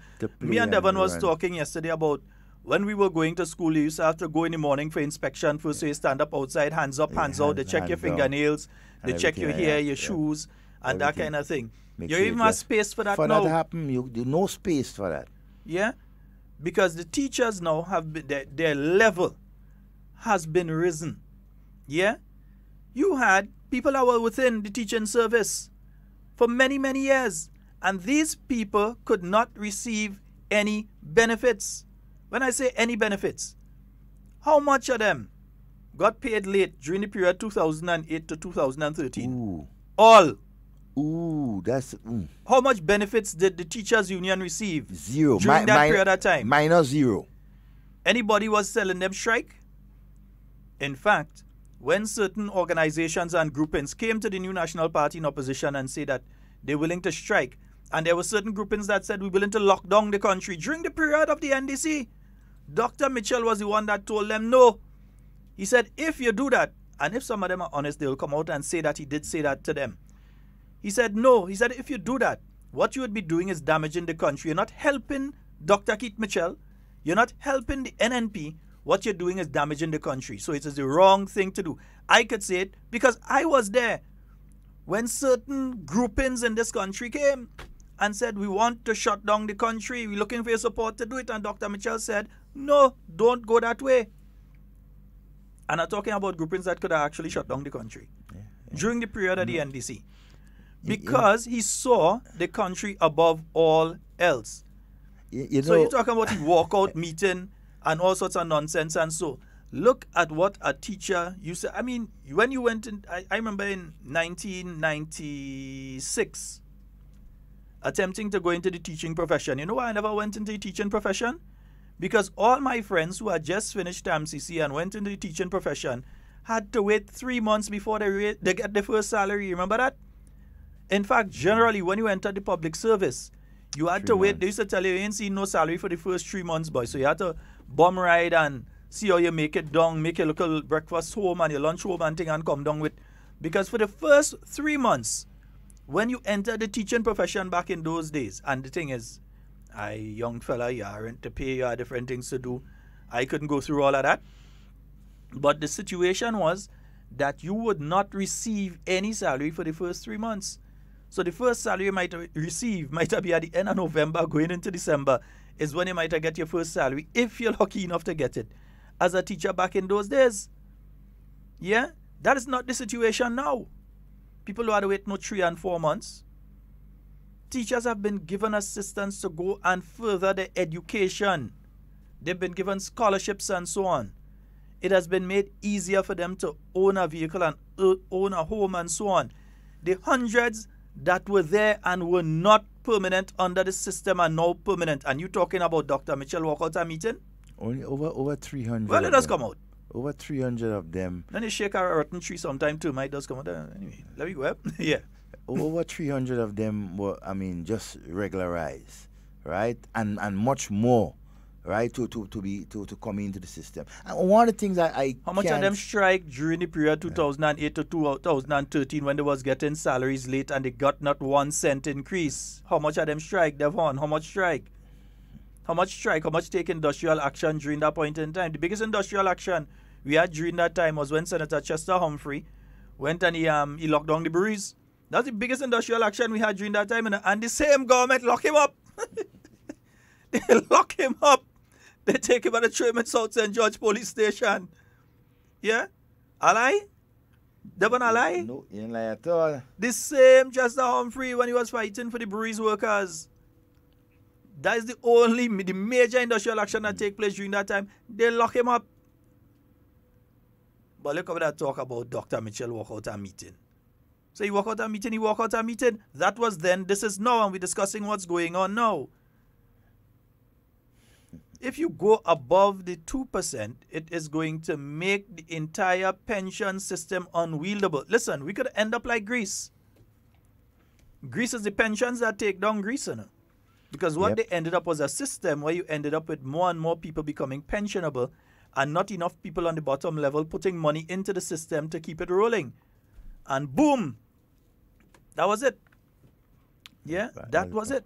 You know, I always say that there are some of us out there who want to see Grenada roll back. No, you want to squeeze the government into a position where sooner or later, if they agree, right, to some of your demands or how you want it, sooner or later, Barbados and Trinidad and so will be looking at us, we'll be looking at them in our eye, you know, because you start hearing that government may have to retrench, and so because of that same said action that you take, pushing government into a corner to pay monies, right, that it doesn't have. Do we want to see that happen? Do we want to see teachers and nurses and public workers and private sector workers go home after all these gains during the structural adjustment program? Do we really want to see a rollback of Grenada? I think we need to think. We need to stop and think of what we are doing and what we are saying, what we are telling workers to do. We have to be very, very careful. The leadership of the unions has a responsibility. Good morning and welcome. Good morning.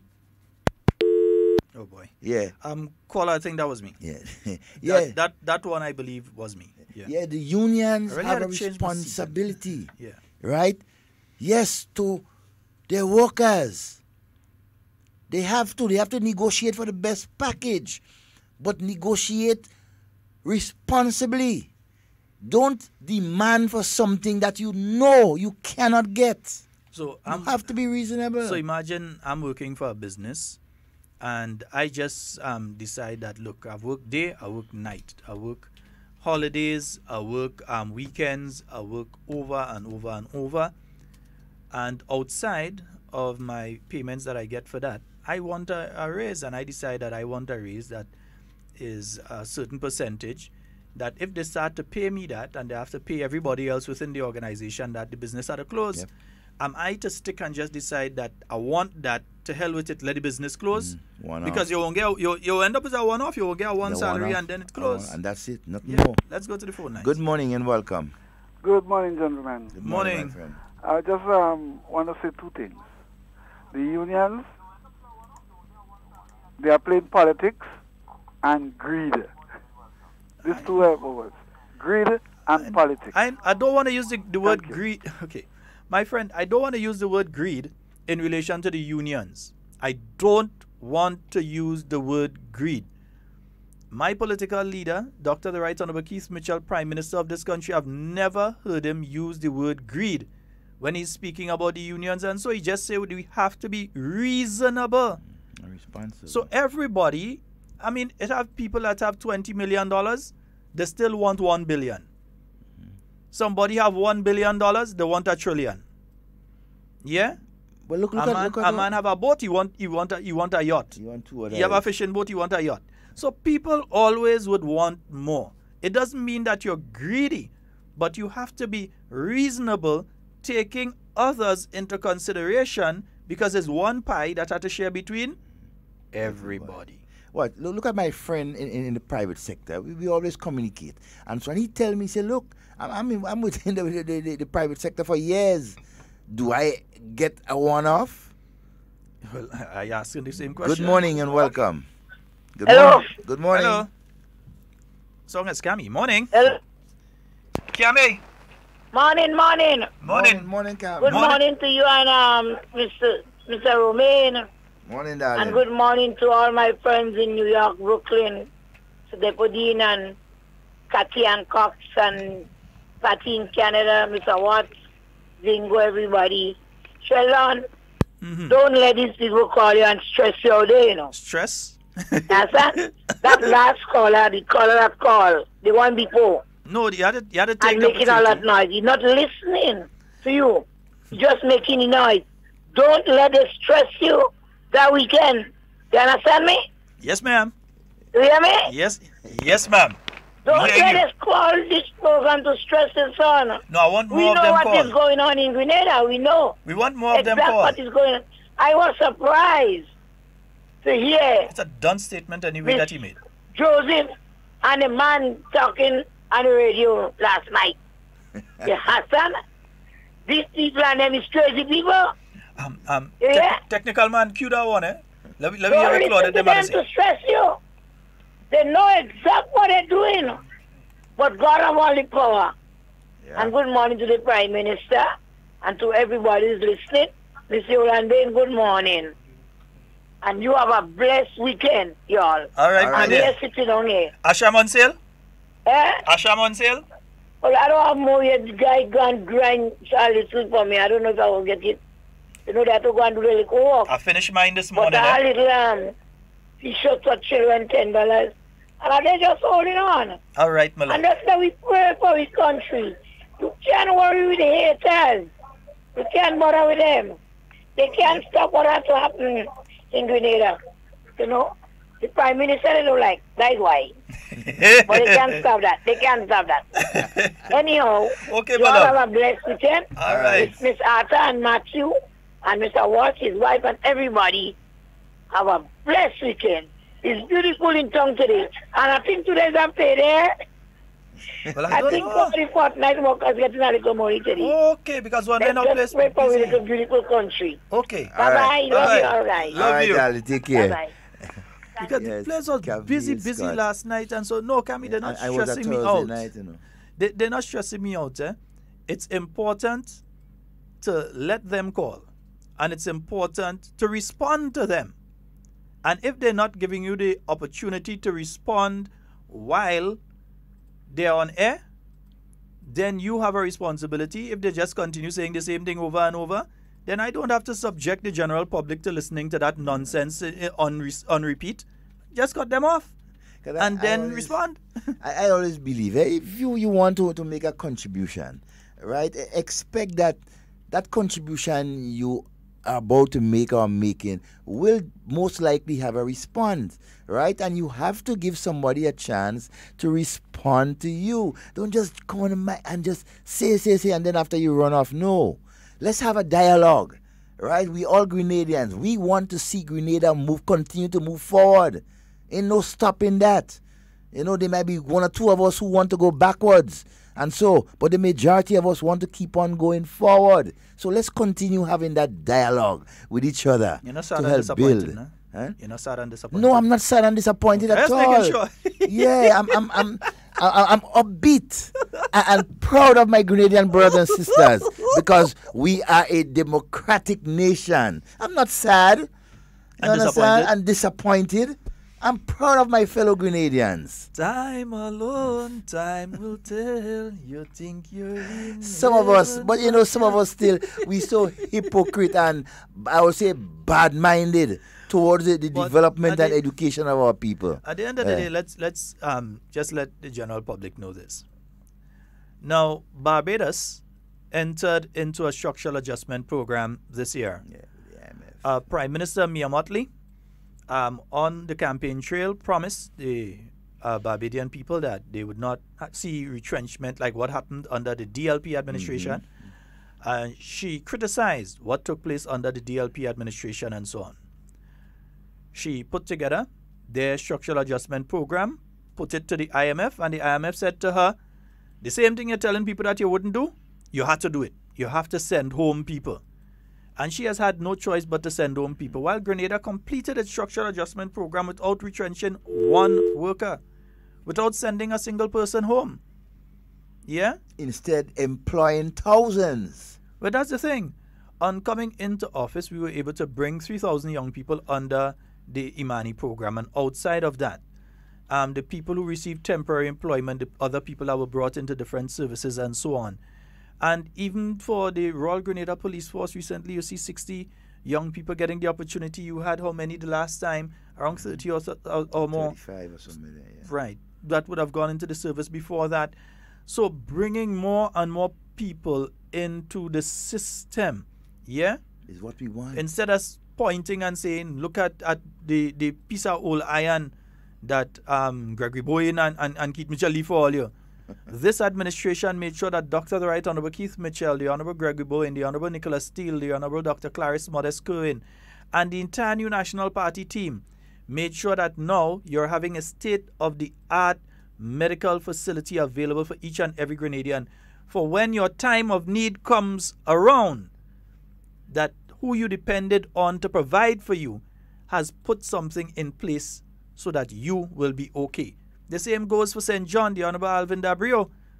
The sod has been turned, the work has started to ensure that the people on the West Coast, rather than having to bounce up and down in a vehicle coming down the western side, yeah?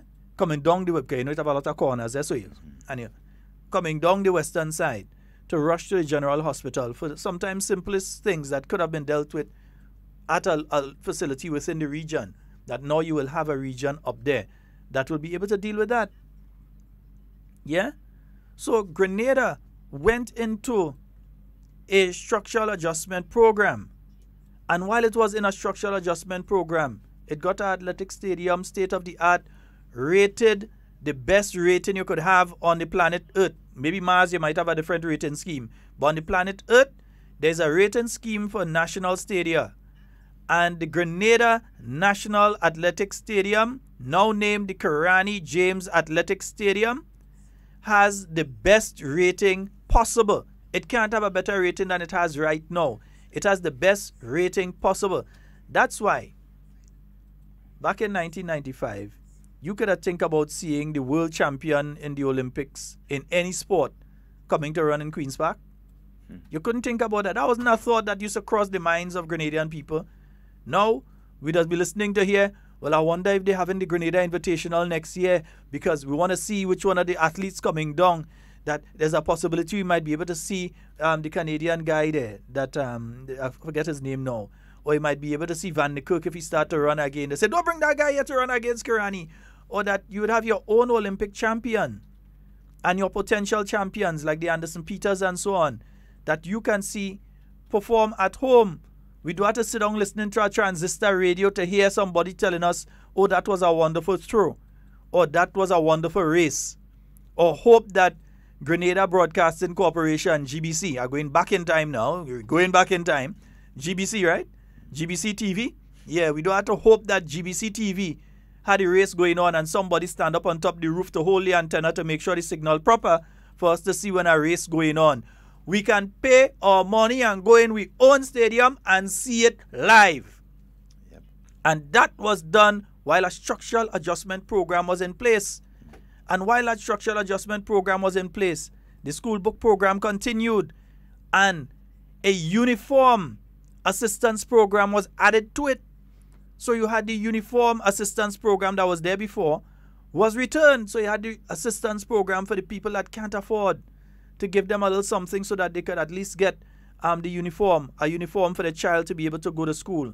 That took place while a structural adjustment program was going on. Then you had the various private sector initiatives. And then you had the public-private partnerships. You see in St. Patrick, where people were about to lose their property, where by this point in time, Calico would have been in the sea.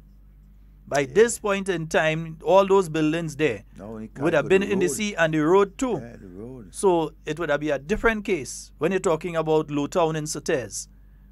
It would have been a totally different case. The water most likely would have been over by where the terminal is right now. Yeah. It would have been up to there. Yeah, the fish market would have been lost. That would have gone by now, especially with the kind of weather we had over the past couple of years. Yeah. That would have been gone. That project, funded by government, was done during a structural adjustment program. Yeah? All of these things were achieved. And while Grenada was able to achieve that and not send a single worker home, Barbados have to send home 1,500. While Grenada, at the same time, Barbados and Miamotley is going, what do you call it again? Like when you bend and you go down and you kind of prostrate yourself. She has to go down now, pleading to the Bajan people, listen, I really didn't want to do this. I really didn't want to have to do this, but 1,500 people have to go home. While she is saying that to the people there, while Dr. Keith Rowley and the PNM administration in Trinidad is saying to the Trinidadian people that, look, we have to close Petrotrin and send home everybody.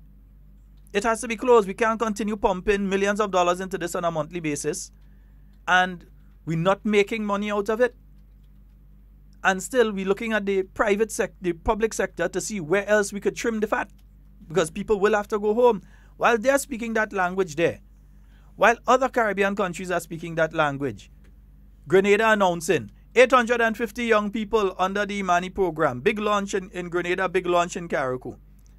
Grenada is taking 500 young men off of the block and putting them into productive sectors, productive work, be it agriculture, be it plumbing, be it mechanic, be it they want to do something else.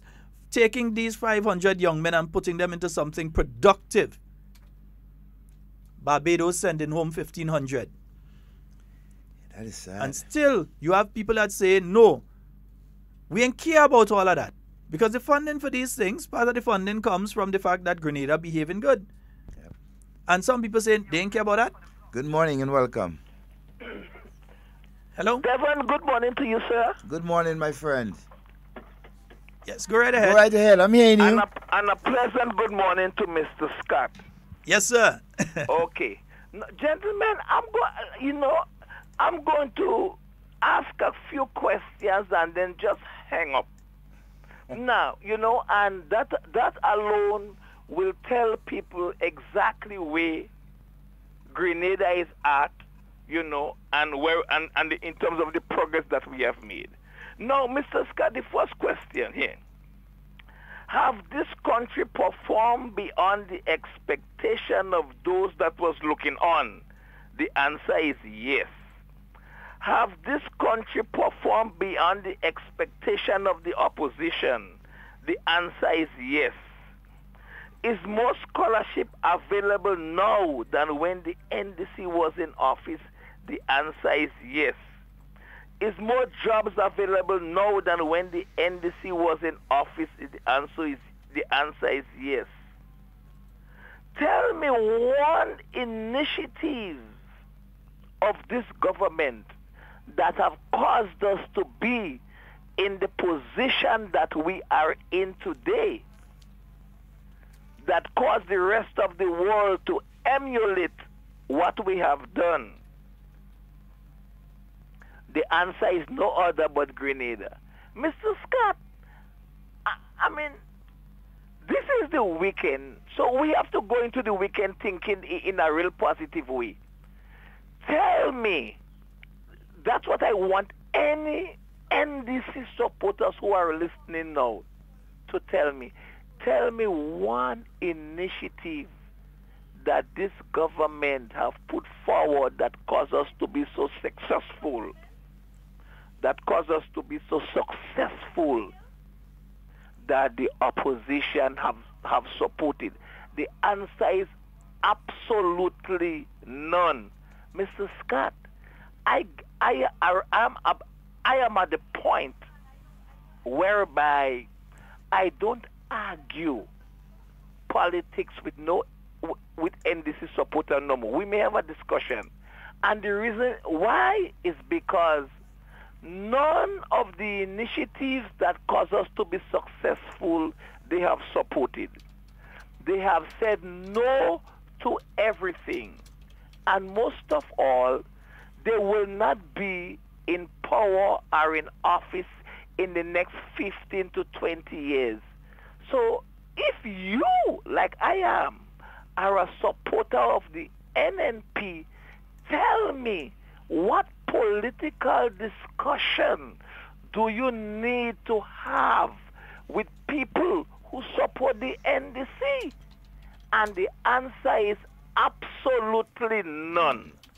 Because like I've said, none of the initiatives that this government have put forward that cause us to be successful, they have supported none of it. None that is coming forward, they will support. So as a result of that, tell me, what discussion do you need to have with any of the persons or individuals that support the NDC? And as a result of that, we need to have, you need to get into no argument. Argument, I say that, in terms, back and forth. We need to have none whatsoever. Because listen, let me wrap up here. Grenada is the envy of the Caribbean in terms of our success, is the envy of the world in terms of our economic achievement. What we have done is the envy of those who are trying to achieve the same. Our standard is being used as a model and example in terms of going forward. So my advice to NNP supporters, don't get into any political argument with any NDC supporters, because why? As an NNP supporter, you are successful and they have failed. So let us keep it level. Mr. Scott, to my brothers and sisters in the Northwest constituency, to Minister Delma Thomas and Minister Kate Lewis, we will continue doing the things that cause us to be successful. And I want to say to these two ministers and the rest of the hard-working individuals in the constituency, have a pleasant weekend, brothers and sisters. All right, thank you. Take care. My friend, I don't know. Sometimes it just feel. Yeah, sometimes the discussion, as you say, sometimes I just feel. We are very saddened and depressed that today it is not our final court. Now you make me feel sad and depressed. What kind of voice you? We are very saddened and depressed that today it is not our final court. I'm so sad right now that you have to let the Grenadian people hear that voice. I mean, it's disgusting. I never know someone like that could be sad.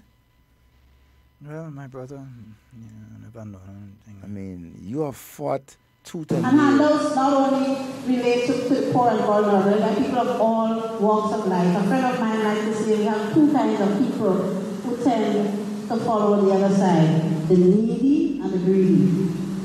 So, and to some extent, that is correct. Yeah. Yeah. From needy and greedy to saddened and depressed.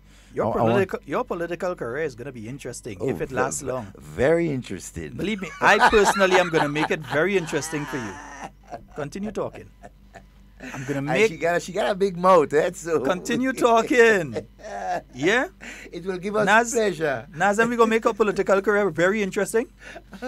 Yeah, we're going to make... you better focus on your law thing. It will make your political career very interesting. Give us pleasure, because that's one of the persons I see who continues to talk on, well, I can't say both sides. She has about 3 sides of her mouth or 4 sides. I'm trying to figure out which one is she selling. Man, don't say them kind of thing that man. We're trying to do. The old lady. I'm sad and depressed. We are very saddened and depressed that today it is not our final court. Don't do the lady. Oh my God. We have a caller. Good morning and welcome. Good morning, Sheldon Scott and Comrade Devon. How are you? Good morning, my friend. Good. Good. I also want to say good morning to Miss Cammy down there in the terminal. Yeah, she ain't you. My brothers, I cannot sit idle and hear these people going on the airway and saying they are saddened and depressed that the CCJ is not our final court of justice. Laughable. It's really laughable. It's either they are idiot, they're stupid, or they're foolish. You fight tooth and nail, and from day one to go against it, and you got the nerve. She's confused. To come on air and say something like that? She's confused. She's confuffled. Oh, that's what it is. She's confused. Well, you all have a doctor. You all have a doctor there. We'll always call. Please take her to the doctor. Yeah. She needs help. Yeah. She seriously needs help. We will do our best as a fellow citizen, to assist her in whatever way we can. Exactly. Yeah, let us be loving and help her. We will continue to be loving and caring, and we will extend that help for her. Exactly. We need to do that. Because it is mind-boggling. Yeah. According to her, it's sad. Unbelievable. It's sad. It's sad. I didn't even want to take part in this referendum thing because that's why I never called. I wanted to listen to the people, listen to the arguments, listen to the discussion of the CCJ. But then when I heard the final result and listened to it, and I said to myself, it's unfortunately that Grenada has moved backwards. I can remember in our days in the revolution how we preached we're going to fight on imperialism, fight on colonialism, colonialism. We said we are moving forward. We're moving progress. We're moving forward ever, backward never. That's what our slogan was. And you know what? We started the process already in basically moving away from the Privy Council. We started that during the 79 revolution, right? Exactly. But hey. I was discussing that Privy Council with a friend of mine. I said, let me tell you something. The Privy Council was a racist, downright move by the Europeans, by England, to tell us, you little black guys and that in the islands, I know you don't have £100,000 to pay to come to us, so we're going to set it at that level for you all because we don't need you. Exactly. It's just a quota. It's just a quota. See, they handed out to us, you know. That's what it is. They just said, okay, I'll These give you shops something. don't want us. But really and truly, I know you all cannot afford it. 100,000 pounds. I know you can't afford it. You're little black fools down there. But I'll give you that courtesy. Anyways, a courtesy they handed. And then we have these people who say they are progressive, revolutionary. In the back of the days of the revolution, Morris is turning in his grave. Don't use the word revolutionary when you talk about these people. Don't. They cannot. No. These. Wherever Morris is resting in peace, he is flipping upside down right now. Yeah. To hear our people putting ourselves in that condition, it is mind-boggling. It's unbelievable. But you know what? It's sad. The struggle continues. We will continue to educate, to help educate and give the people of Grenada information. So we will eventually, whether we like it or not, move to the Caribbean Court of Justice as our final court. Of course. Yeah. Of course. I said it as Sheldon said. Tomorrow, just how England went and they said they want out of the Brexit. Brexit. Tomorrow, they're going to tell us, we no longer want to deal with you all. Yeah. With your foolishness down here in the court system. Find a court of your own. Yep. What will we do when that time comes? We have no choice. Okay. Now we have the time to do it, and we turn our back on it. Yeah.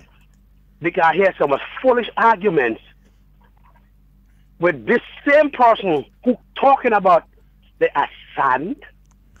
Oh my God! You know, them like that, they need to take a glass of rum and a Panadol. Oops. That's what they need. Oh my God.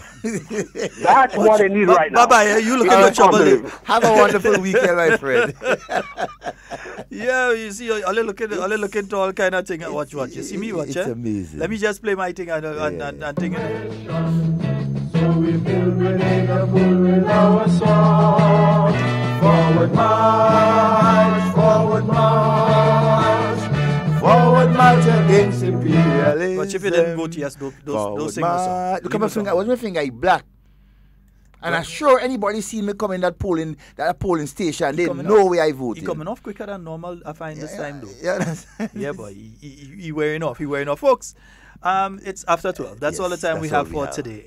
And for the week. And for the week, the week is done actually. It's been an adventurous and next thing hard an talk exciting week. Next thing hard talk do a program on weekends, you know. Yeah. We start doing a program on weekend to continue to educate and feed you ought to go in the garden, the children. Yeah.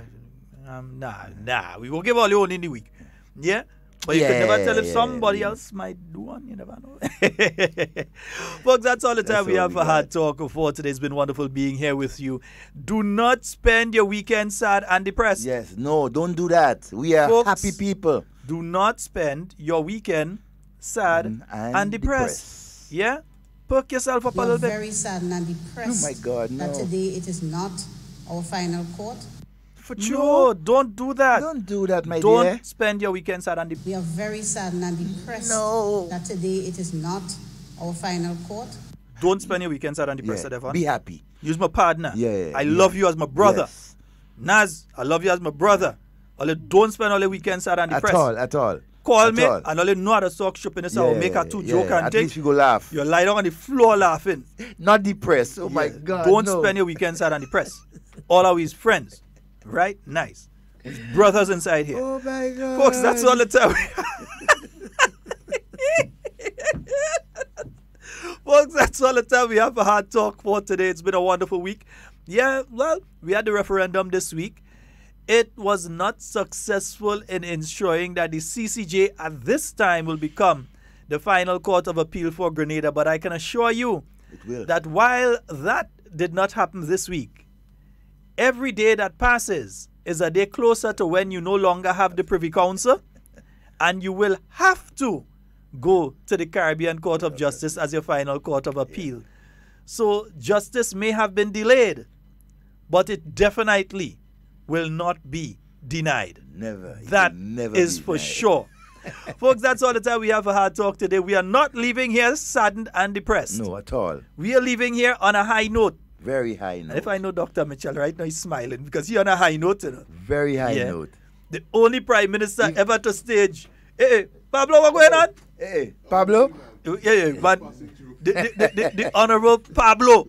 Yeah, man. I hope everything is okay on your end. Yeah, everything is fine for now. Yes, beautiful, man. It's good to see you. Yeah. You're looking like a new shilling there, man. Batway Beach, man. Like you now fall out the mint, you know. You're shining. Batway Beach and Spaceman. Morning, Spaceman. Yeah, space listening. Every morning. Folks, whatever you say, whatever you do it safe and secure. We want to be speaking to and with you. And not about you. Yeah, we're going to leave you all with some Christmas music there. Yeah, we're going to leave you all with some nice Christmas music. Not sad and depressed. Nah, not sad and depressed. The Ministry of Youth Development, Sports, Culture and the Arts present Youth Week 2018, empowering our youth, shaping our community, protecting our future. The week of activities kicks off on Friday, November 9th with the Minister's Address from 8 p.m. Saturday, 10th November, Health Fair, 10 a.m. to 1 p.m. Cuthbert Peters Park War, and the Fitness Revolution, 3 p.m. Concord Junction. Sunday, 11th November, it's the Peace Concert, Grenville Bus Terminal. On Tuesday, 13th November, ministers meet with the youth at Her Majesty's Prison. Thursday, 15th November from 5 p.m. It's the Imani Graduation, Youth Awards and Gala. And on Friday, 16th through the weekend, it's the National Youth Service Weekend. Every parish get involved. And on Saturday, 17th November, it's Youth Expo, Explosion Fashion and Cultural Day. 2 p.m. until at Hero Square, Victoria in St. Mark. So remember, Youth Week 2018, November 9th to the 17th.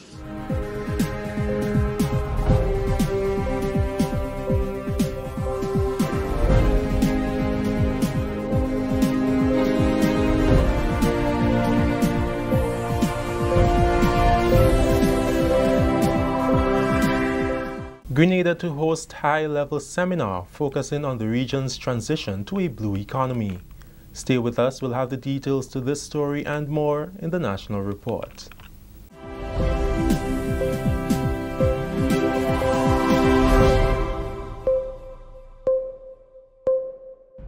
With the details to the news for Thursday, November 8th, I'm Delroy Luzon. Grenada is partnering with the Organization of the Eastern Caribbean States to host a seminar aimed at enabling the transition to a blue economy through the adoption of the Eastern Caribbean Regional Ocean Policy, or ECROP. The seminar on marine spatial planning, OECS Transitioning to a Blue Economy, will take place at the Grenadian Birex Resort on Friday. Endorsed by the OECS heads in 2013, the ECROP guides the future use of the region's marine waters and provides a basis for enhanced coordination and management of ocean resources within the Eastern Caribbean. Based on efforts under the ECROP, the OECS has sought to form a partnership and access funds to begin to implement the policy. In October last year, a grant agreement for the Caribbean Regional Oceanscape Project, or CROP, was signed between the International Bank for Reconstruction and Development and the OECS. The grant is valued at $6.3 million and is meant to benefit Grenada, Dominica, St. Kitts Nevis, St. Lucia, and St. Vincent and the Grenadines. The CROP is designed to contribute to the implementation of the ECROP by strengthening capacity for ocean governance and coastal and marine spatial planning in the participating countries. This is necessary to facilitate a transition to the blue economy. While Grenadians do not have access to the CCJ in its final appellate court, they are eligible to access the court in its original jurisdiction. In this light, a case management hearing in a matter between the Gilbert family of Grenada versus the government of Barbados was done at the Grenada No. 1 High Court via video conference on Thursday. It is a historic moment for Grenada, since it's the first time the CCJ will formally sit as a court in Grenada. Attorney at law Ruggles Ferguson says his clients are happy that they can access a court that will enable them justice in such a matter. He says that the original jurisdiction makes provision for CARICOM nationals who believe their rights are being violated. In the original jurisdiction, when you are filing a matter as an individual as opposed to a state, you need to get the permission of the court in order to do so. So that application was made in September 2018, and the case management hearing was today. And case management is simply setting the timelines and identifying the activities leading up to the hearing of the matter. So the court has set certain timelines and set a date for hearing. In fact, the hearing date is January 15th at 10 a.m. via video conference. So what the timelines were specifically for legal submissions from the state of Barbados and legal submissions from Grenada, the applicants from Grenada. This is only about case management, but it's certainly historic in the sense that it is the first time that the CCJ is sitting as a court. Ferguson, who was a member of the CCJ Advisory Committee here leading up to the November 6th national referendum, says he is disappointed with the results and believes Grenada missed an opportunity to access a court that will benefit the ordinary Grenadian. He believes that the process of education on the issue must be continuous. Notwithstanding that the vote was no, I think the exercise, the fact that Grenadians again for a second time were exposed to debate, discussion, engagement on the court, and engagement on the court also involved engagement on the Constitution or about the Constitution. And we must always see the positives in these exercises. So even though the result was not a result I wished for, but I do recognize the positives. This is the National Report. More news when we return. The safety on our roads make this a major priority. Health of our people, a crucial necessity. Accidents happen when road users are either irresponsible or inconsiderate in one way or the other. Play your part. Reduce your speed. Be attentive. It is your personal responsibility. Let 2017 be the start of no more road fatality. Be safe, be seen, be smart. So let's wise up as a nation. Get to your destination safe.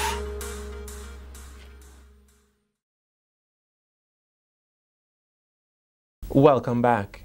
The Scholarship Desk, based at the Ministry of Education, Human Resource Development and Religious Affairs, has once again facilitated an exchange between Midwestern State University applicants and prospective students. This is an opportunity for students to gain in-depth knowledge about the university, ask questions, and for some it is a starting point to begin the application process. We get the details from Annette Moore. Midwestern State University's Director of International Services, Randy Glean, who is Grenadian, led the information session at the T.A. Marichaud Community College's Student Center in Tantine St. George on October 30th, accompanied by MSU's local recruitment coordinator, Trevor Wildman. This is part of an exercise that began about 25 or more years ago. We've reached out to students in Grenada and the rest of the Caribbean since 1991. And the university has had a program in place since 1993. More than 400 Grenadians have come to the university since, more than 1,500 from the Caribbean. And the program is it's fairly well known. We've had lots of successes. We have more than 200 alumni in Grenada who came, well, maybe almost 200, I should say, who graduated over the years, and I think they've all done extremely well. The Caribbean Recruitment Program offers Caribbean students the opportunity to pay less than in-state tuition, which has kept tuition fees relatively low, and the university an attractive option for study in the U.S. Plus, we have housing supplements and some other, amenities that help to keep the costs down. I mean, it's a state school. It's cost effective. It's a good program, a first-class university. We work cooperatively with TAMCC. We work with SGU.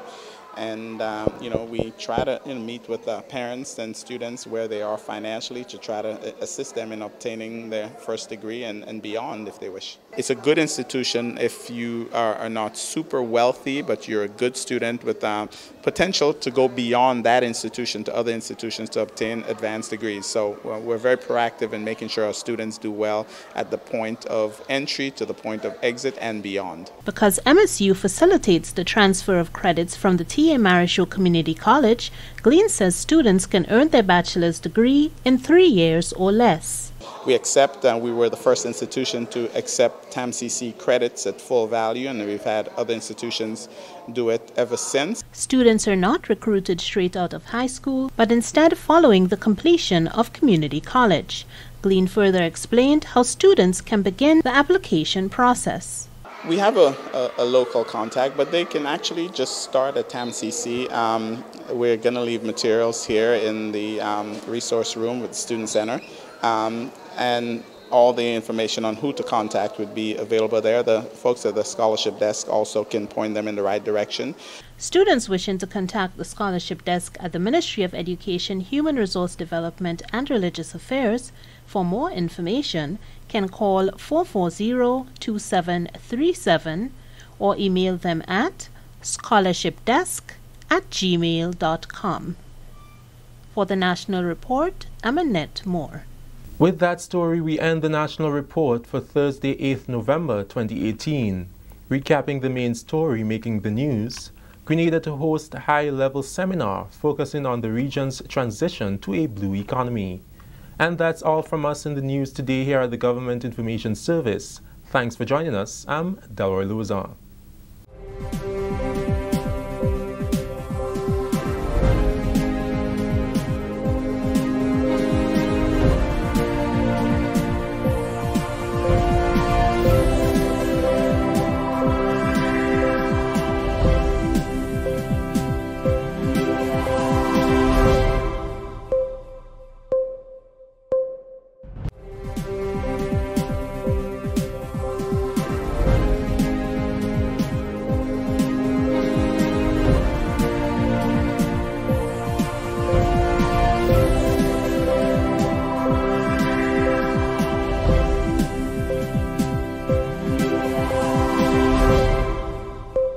Stay up to date with all that's happening with the new national party, NNP. Send us a message via text or WhatsApp on 405-8683 with your name, email, and constituency. Stay in the know with NNP. Get updated.